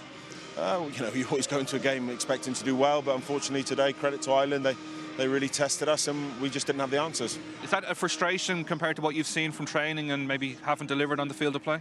Look, I think we know where we're going as a group. You know, we're certainly not going to throw the baby out with the bathwater, but reflecting on today's performance, you know, probably now's not the time to make statements and judgments. You know, I think you don't, you know, it's really important to reflect as a group, but credit to Ireland today. A significant challenge, though, the fact that Ireland had the lead they had at half-time and then came out of the block so quickly before the elements changed so much that it was always going to be very difficult to get back into the game. No, they were really clinical. They took their chances. You know, you can have all the possession and all the territory in the world, but if you're not clinical and you don't execute, then you're going to come second best. Overall, now, how do you measure the rest of this championship and what success would be from a Welsh perspective, considering you've still got to play England and France? Yeah, and Scotland as well. You know, a very tough team who are unfortunate not to win here the other week. So, yeah, it's a huge test, but, you know, it's where we're going to 2021. You know, we're going to take some lessons along the way, and that's the nature of the group. We've got a very, very young group, you know, learning, and they'll get a lot from this experience.